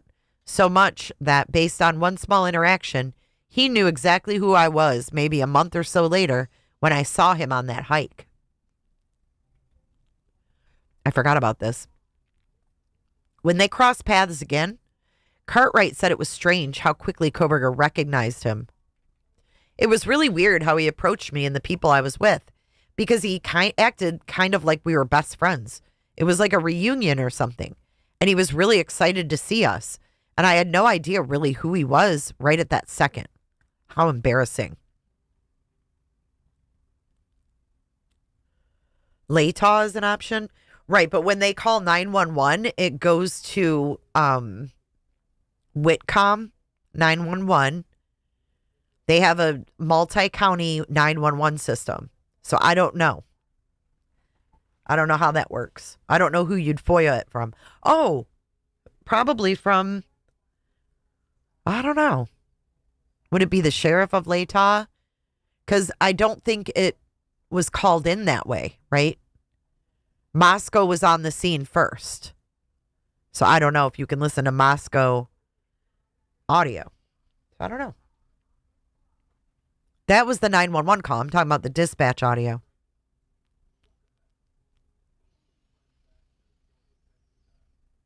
So I don't know. I mean, I can try to go back in the archives of my Broadcastify and see if it's there. I just don't know who would have been dispatched. They have a different thing going on there because they have Whitcomb, which is Washington State, and Moscow, Idaho. So I'd have to look into where like the dispatch would have went to. I would think we would have heard it by now, though. But remember, he drove by too at like 9:30 in the morning. So I wonder what time he actually Googled it. Yeah, there's the campus police as well. Actually, I think Moscow does that. I don't think University of Idaho has their own police. I think Moscow covers the university, right? Isn't that how it works? I don't think Moscow has, or UI has police. I know Pullman does. WSU, but I don't think UI has police. I think they have a contract with Moscow. Yeah, we did. And remember, Robat, people were saying, oh, he was sleeping with Bethany and he was dropping her off. Remember that?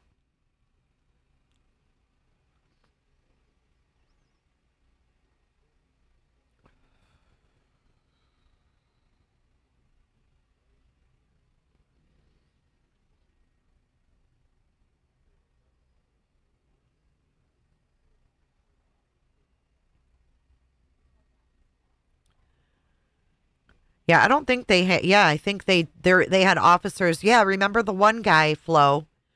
He was assigned as the UI officer. He had a student there or something.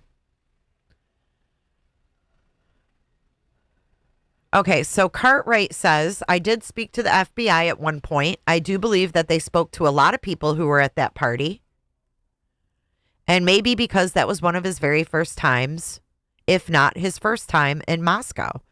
So he was at a pool party in Moscow, not Pullman.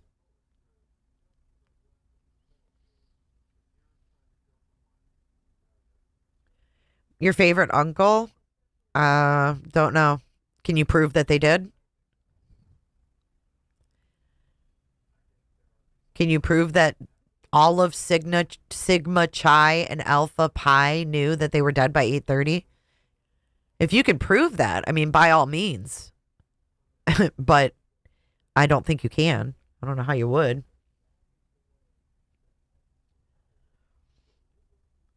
Martinez and his wife were also interviewed by the FBI after Kohberger's arrest. It sounds to me like the FBI was very thorough in their investigation. Remember, there were two simultaneous investigations going on at once. There was the FBI's investigation, and then there was Moscow/ISP.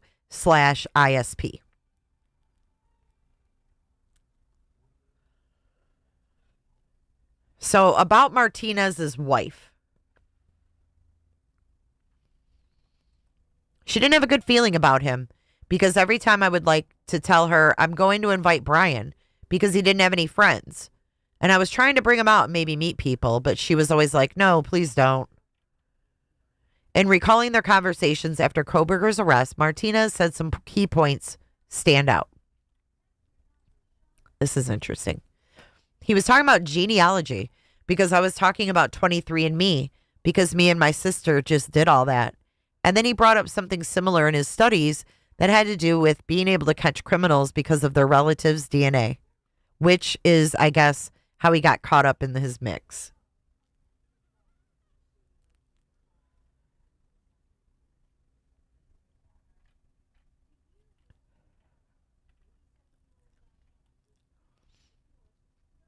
The probable cause affidavit released after Kohberger's arrest revealed a knife sheath was left behind at the crime scene, containing a single source of male DNA.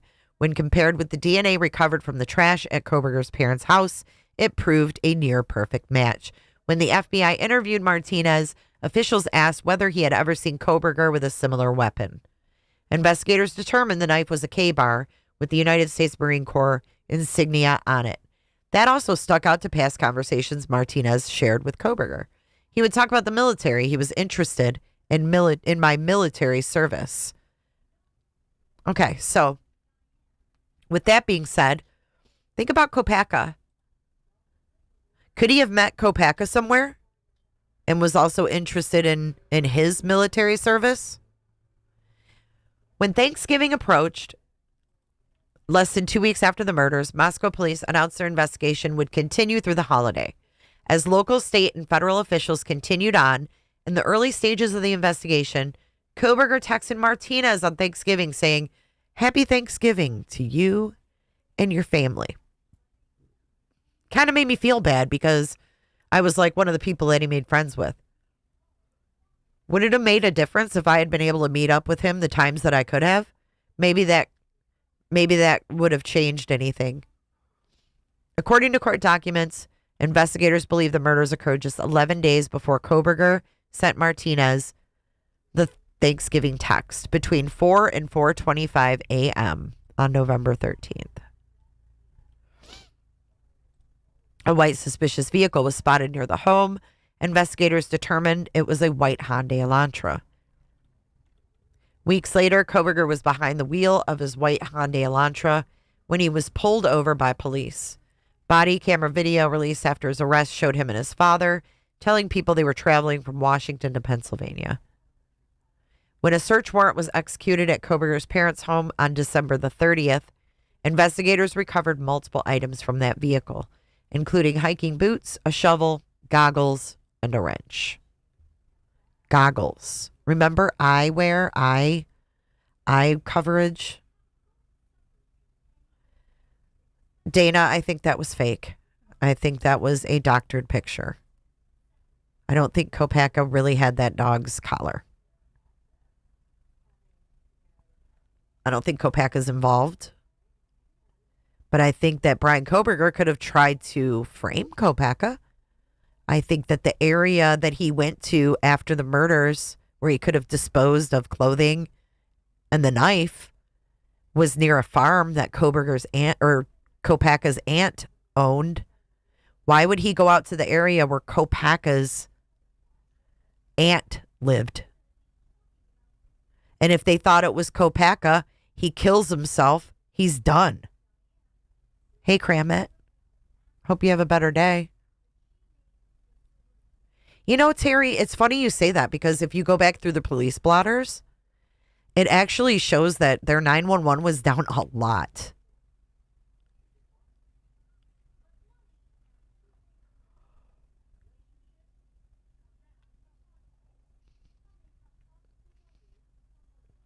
I wonder what the wrench was for. Hiking boots, a shovel, goggles, and wrench. With the mountain of evidence against him, Kohberger's former classmate and neighbor both believe he's responsible. I absolutely think they got their guy because the stars kind of align. It's almost too good to be true, unless this guy was miraculously set up, which is like 1 in a billion chance. No one cares enough about Bryan Kohberger to set him up. Bing bong. No one even knew who he was at DeSales, let alone a new area where he just moved. No one fucking knew who he was to even set him up. Who's going to set him up? Oh, he had visual snow. Visual snow. Well, cram it. I hope you can get some R&R in. Rest and relaxation. But he was. I mean, his phone pinged right by Kopaka's aunt's farm. I don't think that's a coincidence. It's out in the middle of nowhere. It's out in the middle of damn nowhere. Johnson, Idaho. They wouldn't have arrested him if they didn't have some concrete evidence, Martinez said. If everything they're saying is true in these stories, I think he did it. After Kohberger was taken into custody, he appeared in Monroe County, Pennsylvania court on January the 3rd. Now, let's go back to Ramsland for a second. January the 10th is when she tweeted about a criminology student becoming a criminal. Is there a link? Da, da, da. He waived his right to extradition and was flown to Idaho.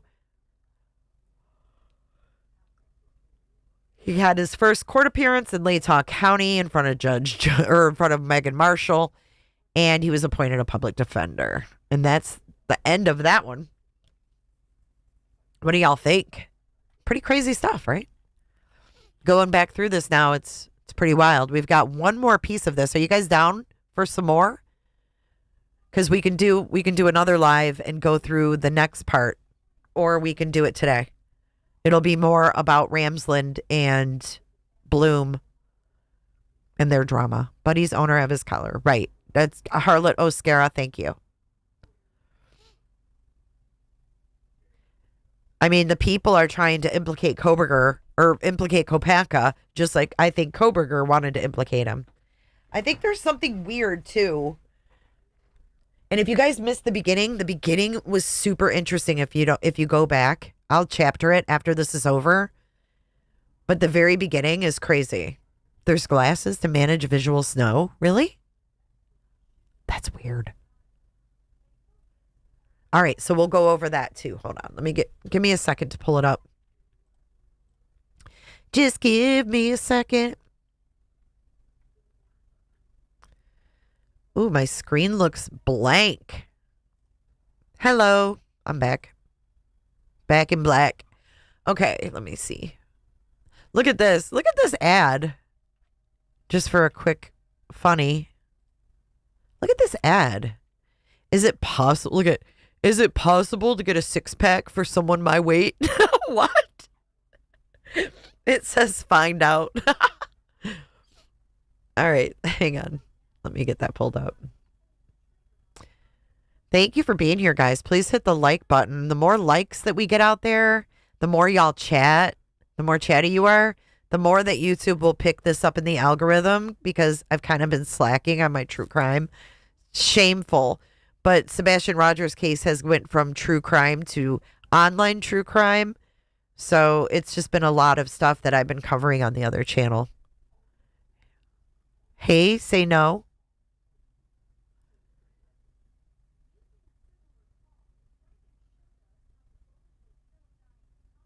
Hey, Moxie. Good to see you. Okay, watch later. So I just find it funny that News Nation is the only one that's...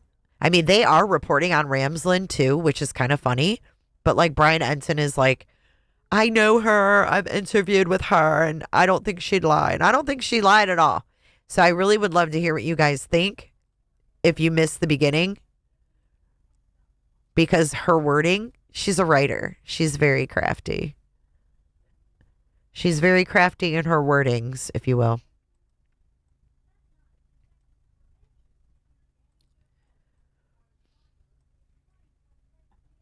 Who's Randy from Trailer Park Boy? I don't know who that is.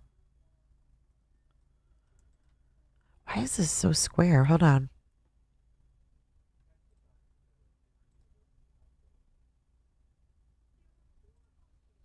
There we go.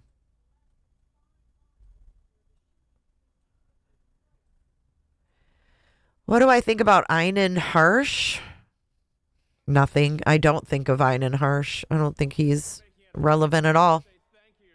He was a neighbor. I think that's about it. Thank you for 3 months of support. I appreciate that, Moxie. Well, globalism, did you see the beginning?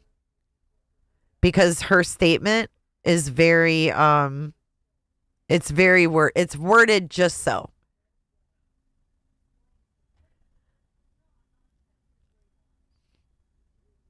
Okay, here we go.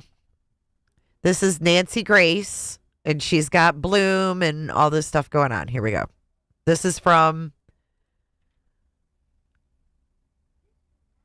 Wait, this isn't the one. Is it?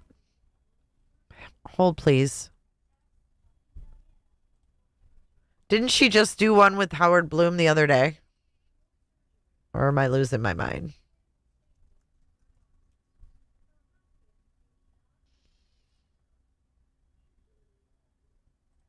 I think I might have clicked the wrong one.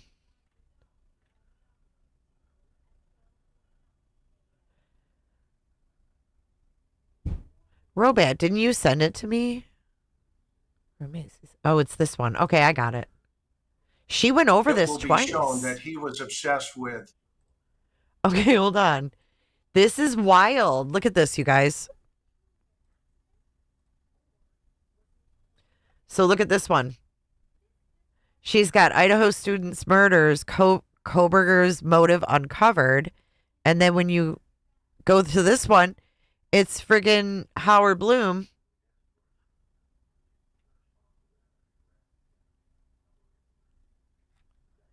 And then if you go here, bone-chilling Bryan Kohberger claims emerged 10 months ago.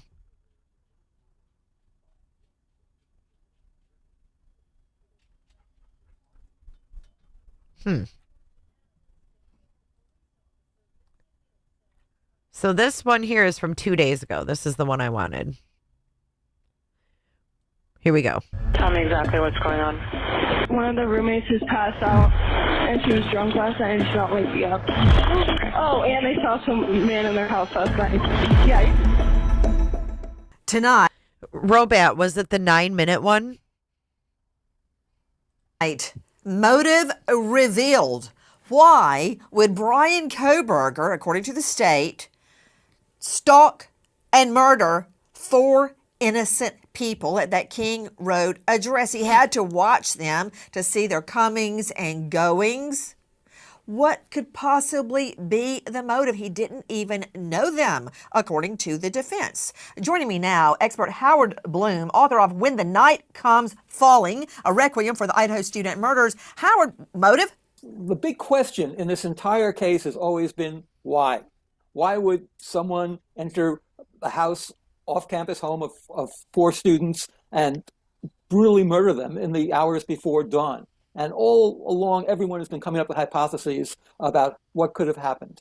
Well, now the prosecution thinks they have put the pieces together. They believe that there's a direct link from Dr. Katherine Ramsland to Bryan Kohberger. Dr. Ramsland had been his tutor, his professor at graduate school at DeSalle University when he went for his master's. He idolized her. She put him on a course to become a forensic psychologist. And well, wait a minute, Howard. Okay, so she was his Robat. instructor. We know that.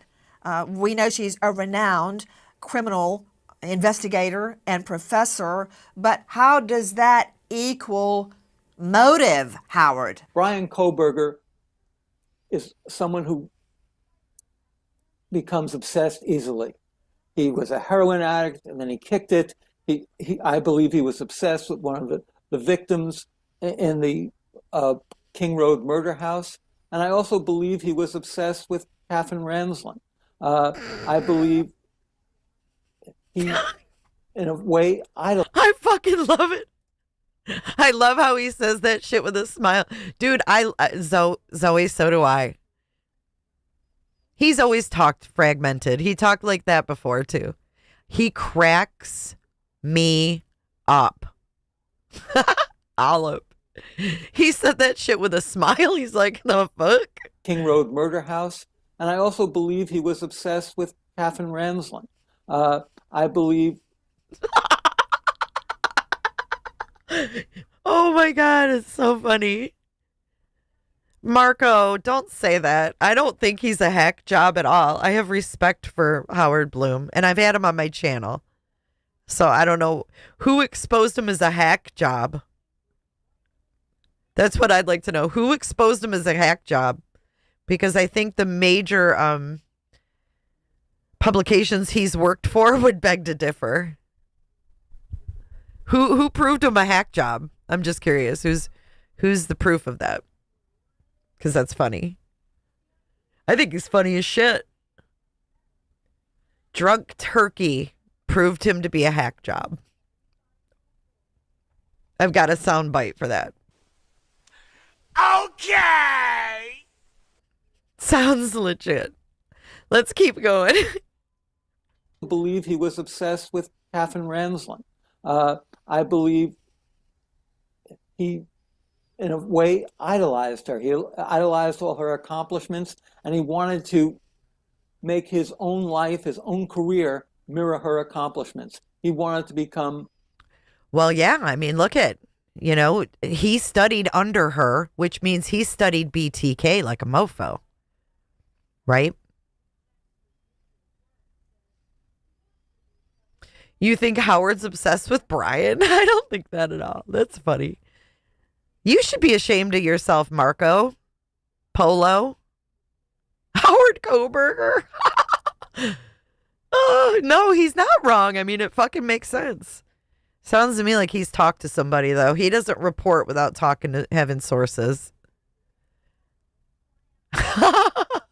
Make his own life, his own career, mirror her accomplishments. He wanted to become a forensic psychologist. He wanted to have her talent, her ability to look into the dark recesses of the criminal mind.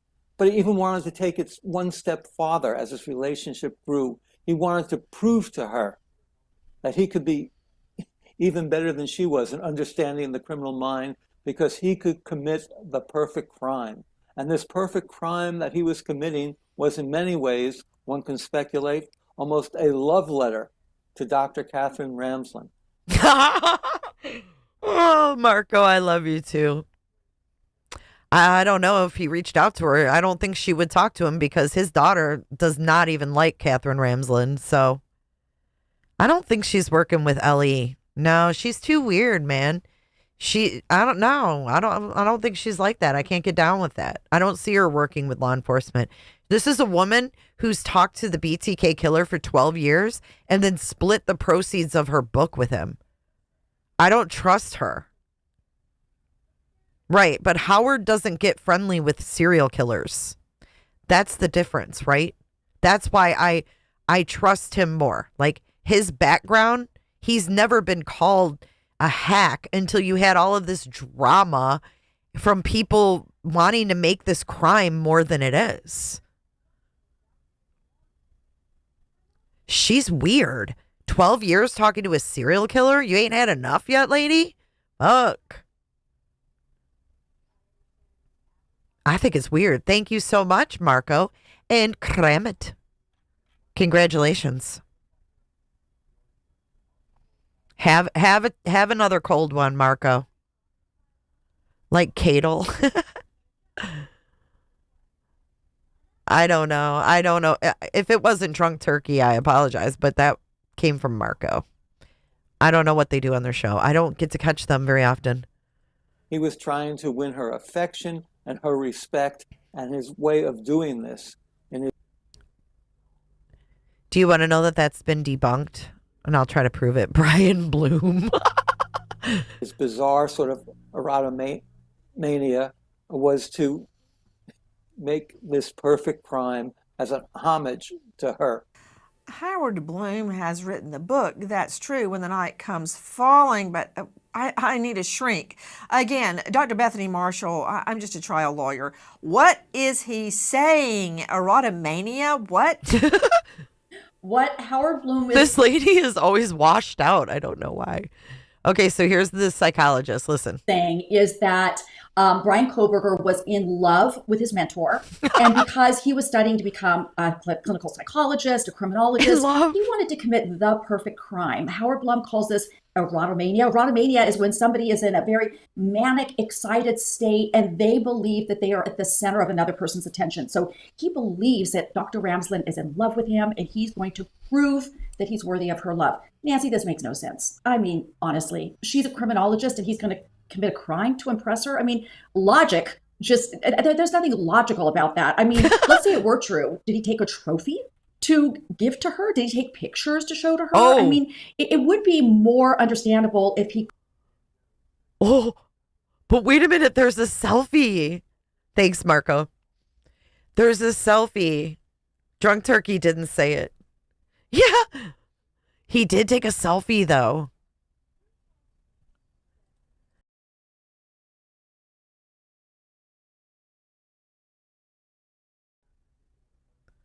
Okay, let's keep going. Caught a killer to impress her, not becoming a killer. We're talking about Caught a killer? potential motive in this case. Was he so obsessed with Dr. Ramsland that he had grown to love her in an obsessive way? To Chris McDonough joining me, a veteran homicide detective, director, Cold Case Foundation, and star of The Interview Room on YouTube. I've seen murders for a lot less, but obsession, McDonut. definitely a motive I've seen many, many times, and it doesn't mean the defendant and the love object. Look, McDonough had a blowout today. Are you, Cheryl? I just read the latest one if you missed it, Cheryl. Had ever been intimate, had ever even held hands or kissed. It's the obsession with Ramsland. That's what Howard Blum is talking about, whether requited or not. It is, Yeah, Nancy. the challenge, though, Nancy, with the obsession aspect here. Can we also talk about the fact that Bryan wasn't nice to the women in the in high school when he wanted to be a cop? He was like a chauvinist. Blowout.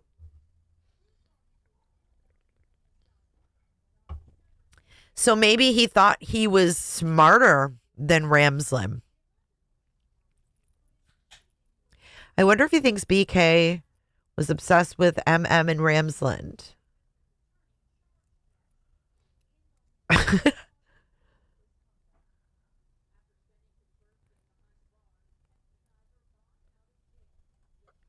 With Dr. Ramsland is Bryan Kohberger hates Ish.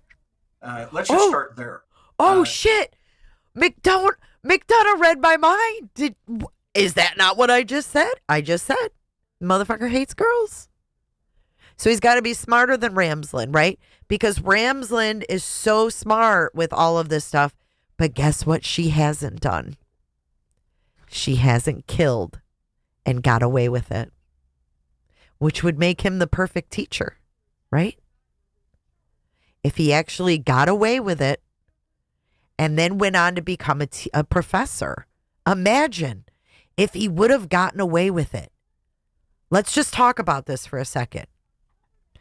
Imagine if he would have gotten away with it and then he gets his doctorate and he becomes a professor and he's teaching kids, like, after he's gotten away with murder. That's wild. And his obsessive behavior was not around his professor, but rather his study of those who would commit mass murder. And so I think we need to dig a little bit deeper here. And again, I believe that at some point it will be shown that he was obsessed with serial killers, Ted Bundy specifically. Was Bryan Kohberger obsessed? Did you hear what he said? It's Ted Bundy specifically. Back at you, Nancy. What is The Handmaid's Tale, y'all? I don't even know what that is, but now it makes me want to dive into it because he did something special, didn't he, with that? What did he do? Was it in his class? Did he read it? Was it a play? Can you imagine if he got away with it? It's weird, right? Dexter? I've never seen Dexter either. Handmaid's Tale. What's it about?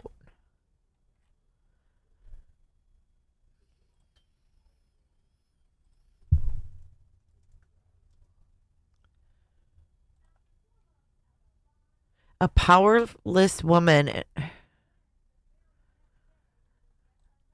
The Handmaid's Tale by Margaret Atwood is a dystopian novel set in the Republic of Gilead, a totalitarian regime that has taken over the U.S. The story follows Offred, a handmaid forced to bear children for the ruling elite due to a fertility crisis and the subjugation of women. Offred navigates a world where women are stripped of their rights and forced into sexual servitude, while also grappling her own past and desire for freedom. Wow, that sounds interesting.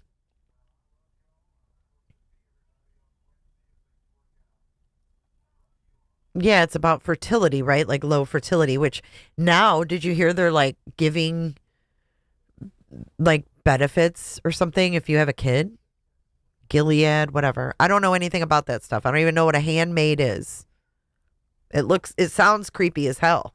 Why would anyone want to read that?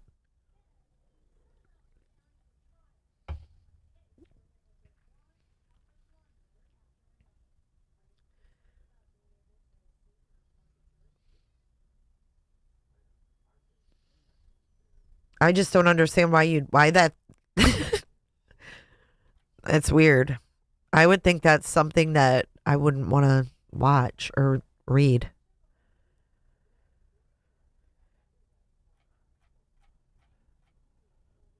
Andrew D. That's weird. Okay, keep going. With Dr. Ramsland, one of his female instructors, known as the consummate expert in the field. We know that also the defense fought again tooth and nail to keep out his thesis. The thesis regarding criminal behavior that he wrote, which delves into the criminal psyche. Listen. In arguments against its inclusion, the defense reveals that prosecutors plan to enter into evidence records from Kohberger's graduate studies in psychology at DeSales University. Hear this? This is what we just went over. Filing says they have received discovery including Kohberger's school calendar, written coursework, testing, emails, and syllabi from his time as a master's student, and the attorneys failed to see its relevance. Thank you, Brandy. Appreciate you. Good to see you. Are you staying out of trouble, Brandy? That's all I want to know. That's all I need to know from Brandy.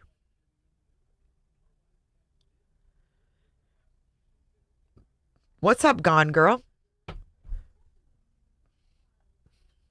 Oof. Yeah, I don't think I'd want to read that. A handmaid is a surrogate without choices. Ugh. No thanks. I don't think that'll freaking bother me. No, you're not staying out of trouble.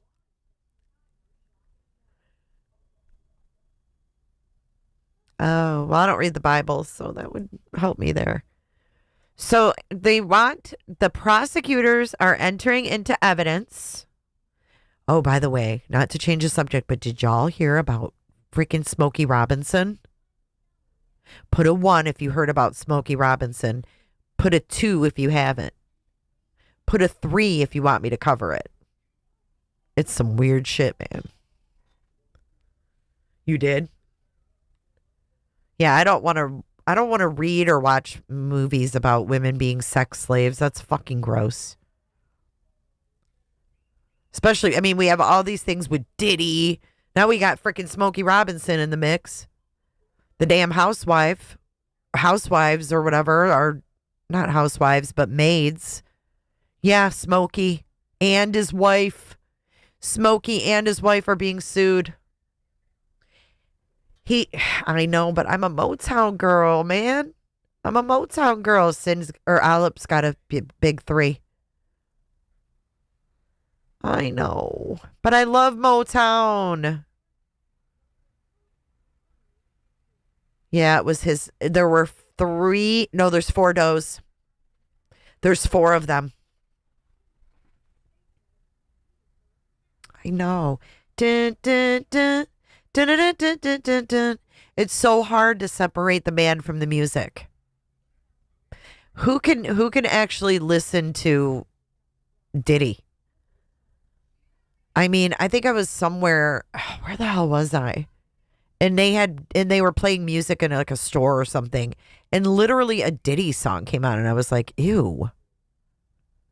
Well, yeah, Marco. I mean, look at what Diana Ross was allegedly. Did she groom Michael Jackson? Inquiring minds want to know. 2025 is the year of reveal. I didn't like Diddy that much anyways, but to play it publicly, it's like, ugh. Or if you're like driving around and like Diddy comes on and you hear someone jamming it, it's like embarrassing. Yeah, I never was a big Diddy fan. I like Biggie.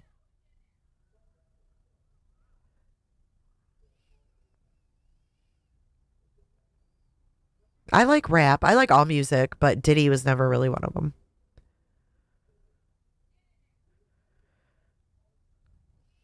So much music and movies. I know. Tupac, yeah. Yeah, Diddy was always kind of just not, I don't know, it just wasn't my cup of tea.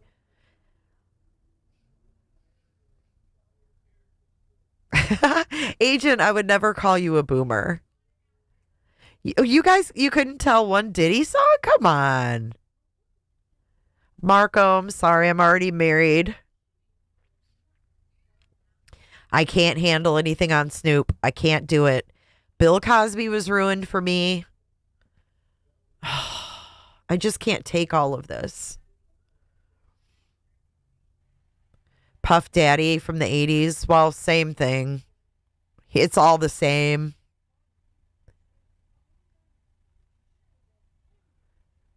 But anyways, that's for... I just had an alert come on my phone about Smokey, and I remembered that I heard about it. Maybe we can cover it at the end of this, since we're almost done. We'll watch the video that I watched last night. It's not long. We'll do it. We'll do it, folks. Records from Kohberger's graduate studies in psychology at DeSales University. The filing says they have received discovery including Kohberger's school calendar, written coursework, testing, emails, and syllabi from his... So his calendar, his coursework, testing, emails, and his syllabi. Time as a master's student, and the attorneys failed to see its relevance. As part of his theses, Kohberger worked with professors to develop a survey exploring how emotions influence a criminal's decision-making during the commission of a violent crime. Wow, was that airbrushed or what? Sydney Sumner joining us, Crime Stories. Is that airbrushed or what? Investigative reporter. It wasn't just a survey. It wasn't just a black and white on a page report. He would ask these violent felons, how did you pick your victim? What did it feel like when you enacted the crime? In other words, when you stabbed someone or raped someone or killed someone, felt the 2-year-olds running the world. That t-shirt is actually one of Biggie's albums. He put his baby picture on it. Life ebbing out of their body. What did that feel like? How did you get away? What was your exit strategy? He wanted the gruesome details, Not to go back to this, but I'm reading your comments. Snoop and Martha, I think after she went to prison, I think that it kind of made it funnier, right? Like, oh, I'm a felon, you're a felon. Like, it kind of lightened maybe her re-entrance, if you will. Emotions these violent felons experienced in the throes of the murder. That's absolutely correct. This was not just a pick one of the below survey. It was extremely in-depth. He wanted to know exactly how that criminal felt as they committed their crime, their violent crime. In addition to that survey, prosecutors also wanted to introduce a report that he gave, and it was basically how he would go in and assess a crime scene if he was the lead investigator in a case first. That's what we just read, was that state's exhibit. And again, here's the selfie. Who did he send this to, y'all? Why did he take this? I think it's cool too. I think it's too cool too. I love Snoop Dogg. And if anything bad ever came out about him, I'd be severely disappointed. Because I really do like Snoop. to the crime scene. And that case study was a stabbing of a woman, more middle-aged than the victims in his actual criminal case. But I think prosecutors plan to use that just to demonstrate how much knowledge of crime scene cleanup Kohberger clarify has. something that you just said. In his study, his hypothetical victim was a white female alone that he stabbed with a knife inside a structure. Isn't that true? So that's just her little preview, I think. The full one. Or is this the full one? Breaking news. And she's... Nah, this is different. But anyway. Building neighboring 1122 King. Okay, so let's watch the Smokey show real quick.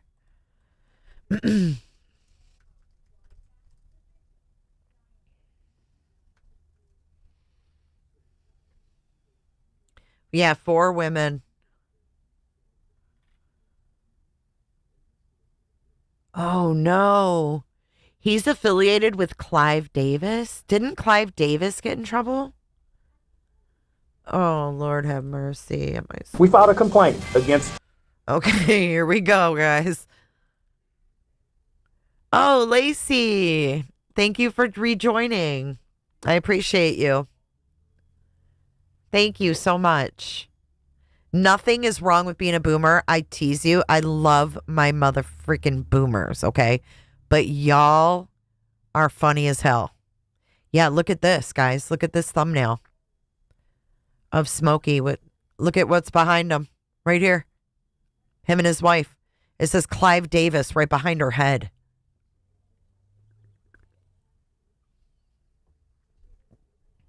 Oh, that selfie. I know, simplified, doesn't it? Literally looks like he bathed in bleach.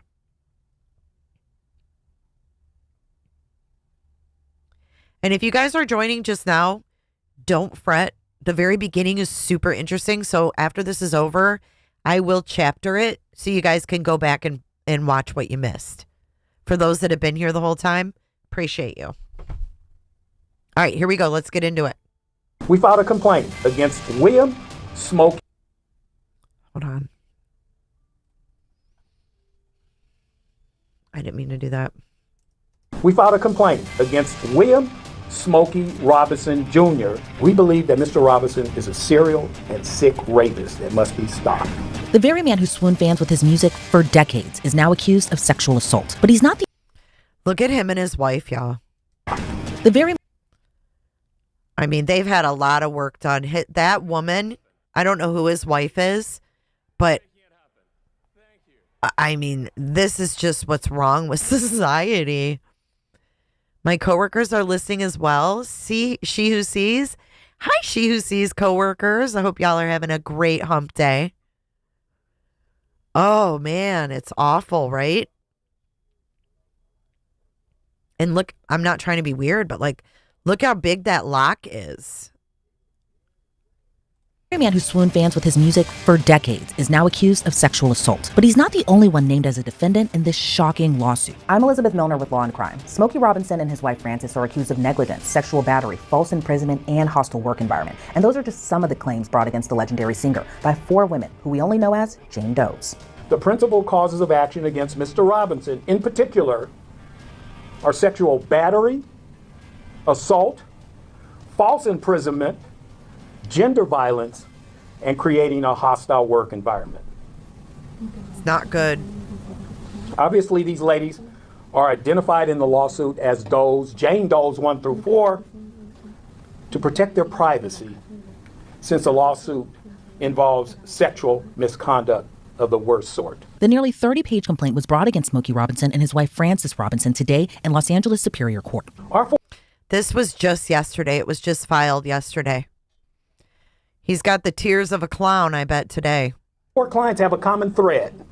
They're Hispanic women who were employed as housekeepers by the Robinsons, earning below minimum wage. You hear this? 4 housekeepers.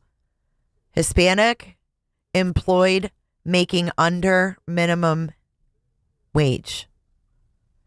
I know, Marco. I can't feel my face when I'm with you.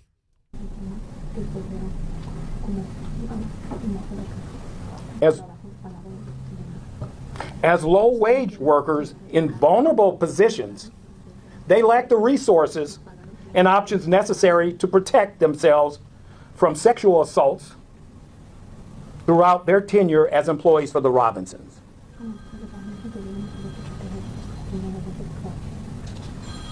Let me briefly summarize each of their individual claims. I repeat, I will not describe the details of the sexual assaults and rapes because they're too graphic and disturbing for this news conference.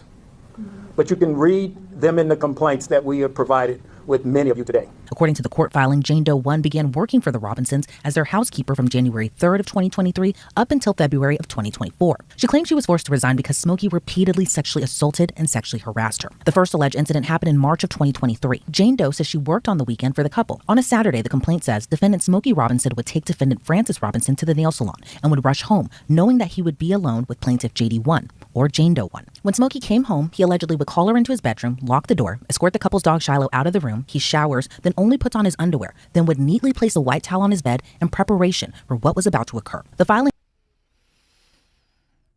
Apparently the filing is worse than this. Hi, Ryan Apple. I crimes, I'm with you. Goes on to say Smokey would kiss Jane Doe in her mouth, her neck, and breast. Then he would allegedly roughly penetrate her vagina with his fingers, orally copulate her, then penetrate her with his penis, which caused her great pain. The complaint alleges Smokey enjoyed ejaculating in her without using a condom. God. Here's to you, Mrs. Robinson. My goodness.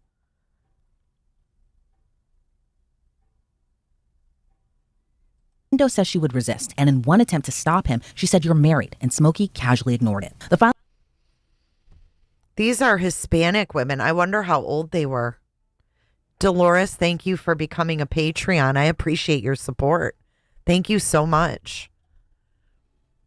Says Smokey allegedly sexually assaulted Jane Doe in that same manner at least 7 times, and the last assault occurred on February 17th of 2024, and she resigned the following week. As for Francis Robinson, Jane Doe 1 alleges she failed to take appropriate action to prevent her husband's conduct, despite having full knowledge of his alleged prior acts of sexual misconduct. According to the filing, he settled cases with other women that have suffered and experienced similar sexual assaults perpetrated by him. Jane Doe 1 also claimed, "This is the look of utter disappointment."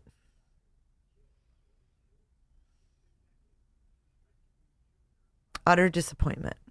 Francis perpetuated a hostile work environment by regularly screaming at Jane Doe 1. As for Jane Doe 2, she worked for the couple from May of 2014 until February of 2020 and only resigned for the same reasons as Jane Doe 1. Jane Doe 2 claims that Smokey sexually assaulted her in the later part of 2016 when they were home alone together. Smokey allegedly texted her asking her to meet him at his home in Chatsworth, which according to the complaint was without closed-circuit cameras. He allegedly summoned Jane Doe 2 to the laundry room or garage where the cameras weren't there. He would grab her and begin penetrating her with his fingers, and then he would allegedly rape her. The filing says Smokey allegedly sexually assaulted Jane Doe 2 23 different times and would humiliate her. He also allegedly didn't use a condom with her either. And if she refused, Smokey allegedly would make his wife be mean to her. Jane Doe 2, like Jane Doe 1, says she was unwilling to report due to fear of losing her livelihood, public embarrassment, effects on her immigration status, and because Smokey was a well-known effects on her immigration status.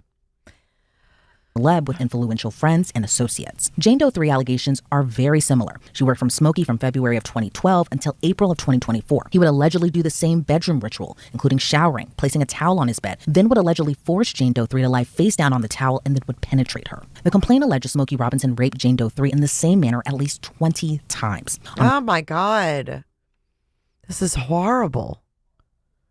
One occasion, Jane Doe 3 allegedly resisted the singer, and Smokey allegedly offered her $500 to allow him to orally copulate her, which she refused. She claimed offering money? Oh man, this was not on my 2025 bingo card of exposures. Hey, green-eyed. He resigned from her job in April of 2024 after his alleged sexual assault and hostile work environment was experienced daily. And she says that Francis allegedly perpetrated the hostile work environment by regularly screaming at her and saying ethnic slurs to her, something that Jane Doe 1 and 2 also claimed happened to them. As for Jane Doe 4, she was also a longtime housekeeper for the singer, working from him from October of 2006 to April of 2024. She also worked as a personal assistant, cook, and hairdresser for Smokey's wife, Frances. Jane Doe 4 claims the first sexual assault happened in 2007 when she accompanied Smokey to his Las Vegas home. When the two were alone together, he allegedly forced her into the bedroom and raped her. Another incident in the filing says around mid-2019, Jane Doe 4 was cleaning the primary bedroom. Smokey showered and returned to the bedroom while naked and erect. He allegedly did the same method that he allegedly did with Jane Doe's 1, 2, and 3, pulling back the sheets, laying the towel down, and began kissing her breasts and neck, then allegedly raped her.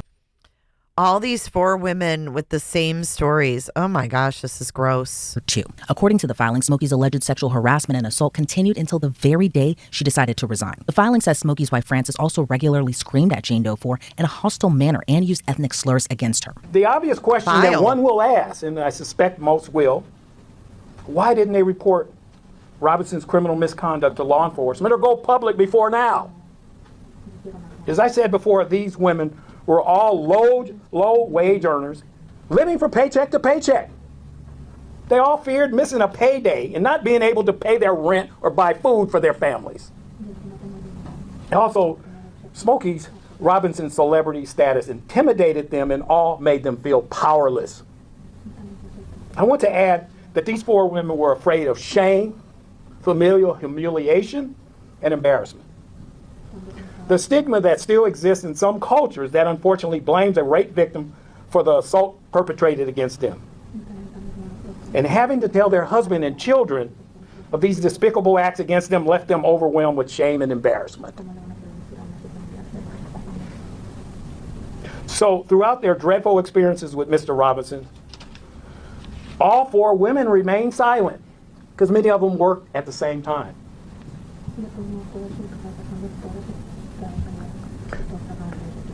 Too embarrassed to reveal their assaults by Mr. Robinson to each other. Once they broke their silence, an avalanche of emotions began to flow between them.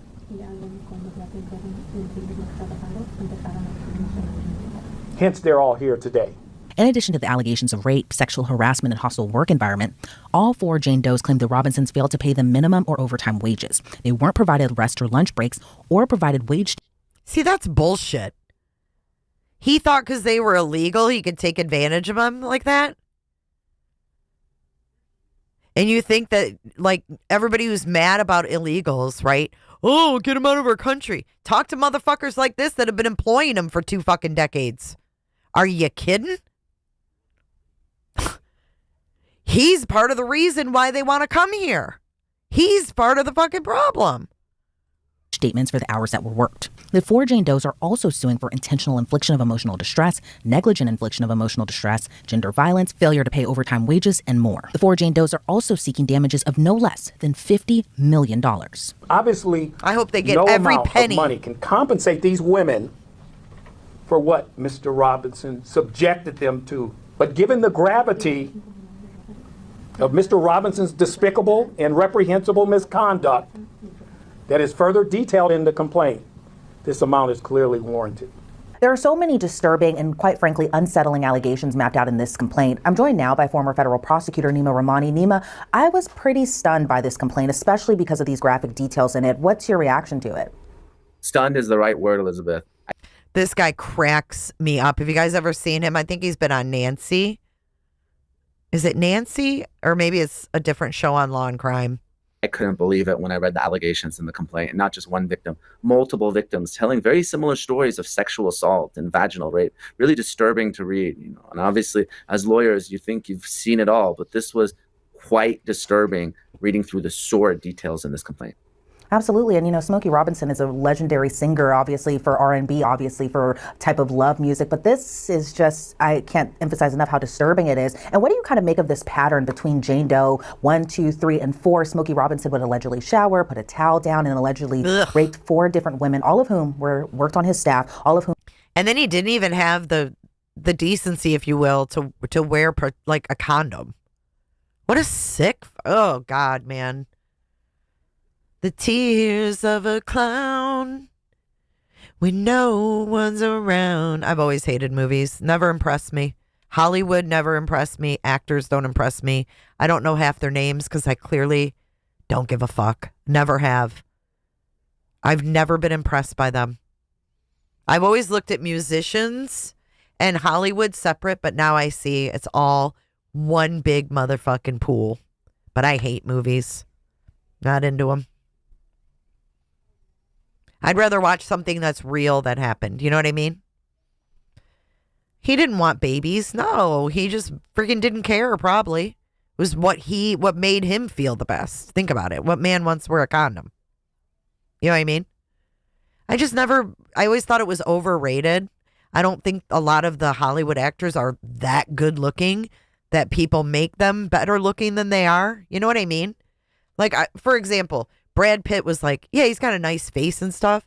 But like, I went to the Madame Tussauds Wax Museum in Vegas, and I was like, he's a pipsqueak.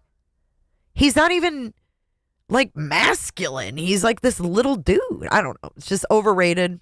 I think that it's made to be something it's not, and I've always felt that way. So if you ask me about actors, I don't fucking know them. I just don't.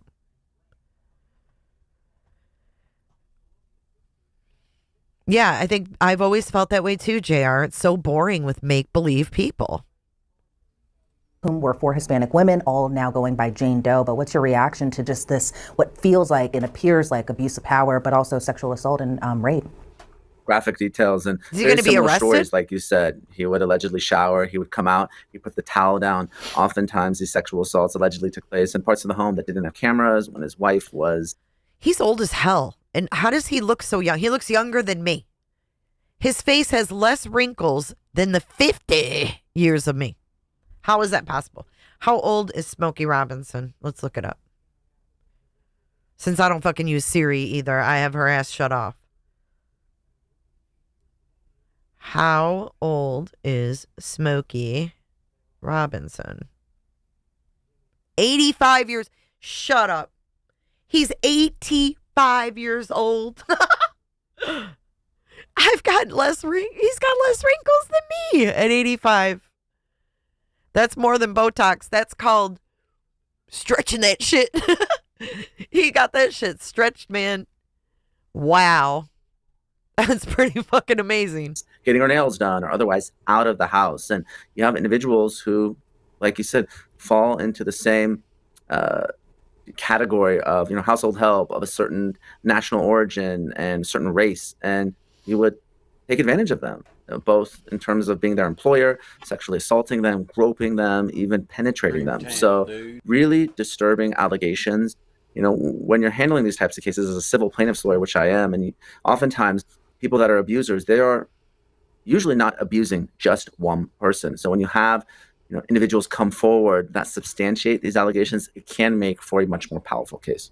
Yeah, and it seems like there's power in numbers when it comes to this type of thing, especially when it comes to credibility and believability at that matter as well, too. And you brought up something interesting just about this pattern and that, this sometimes doesn't start with just one victim. Sometimes there's victims before that. And obviously these allegations, these. She's 12 years younger than him. So she's 73.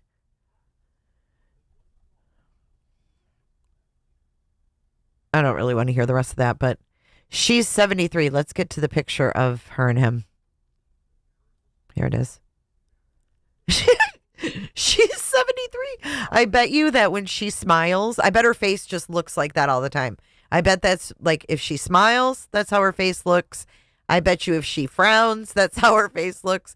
And I bet you when she cries, all you see is tears coming out. I bet nothing moves. I bet nothing moves. Oh, Robat, I don't even want to think about that. No, that's just, Dana, that's just her. Like, she cries, you just see water coming out because ain't nothing moving, even her eyes. That is wild.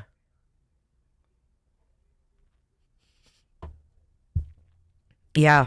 I mean, she was mean to the Hispanic housekeepers, yelling at them, calling them derogatory things.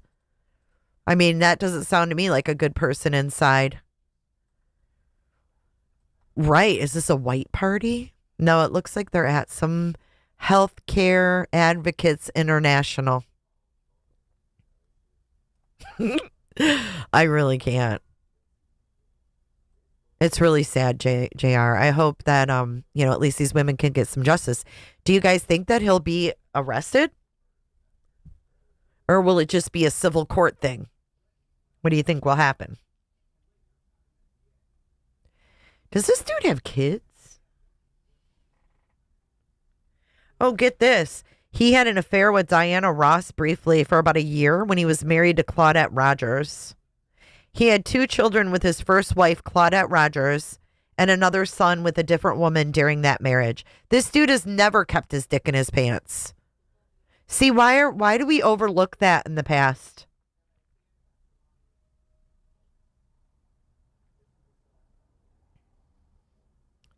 Diana Ross has 5 children with 3 different fathers. One with Berry Gordy, the founder of Motown Records, and daughters with her ex-husband, Robert Silberstein. And then she has 2 other sons with her other ex-husband, Arnie Nass Jr.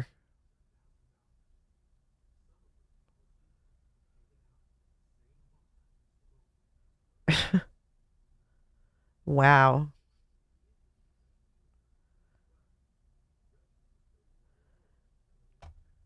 He's 85 years old.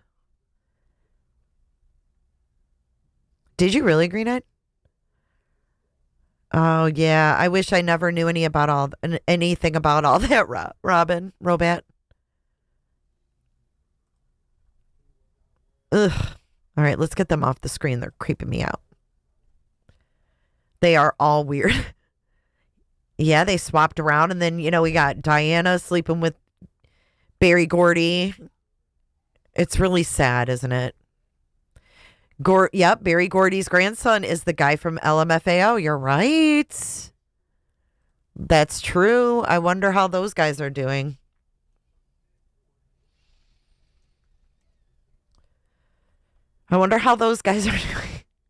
As a matter of fact, let's close it out with that video.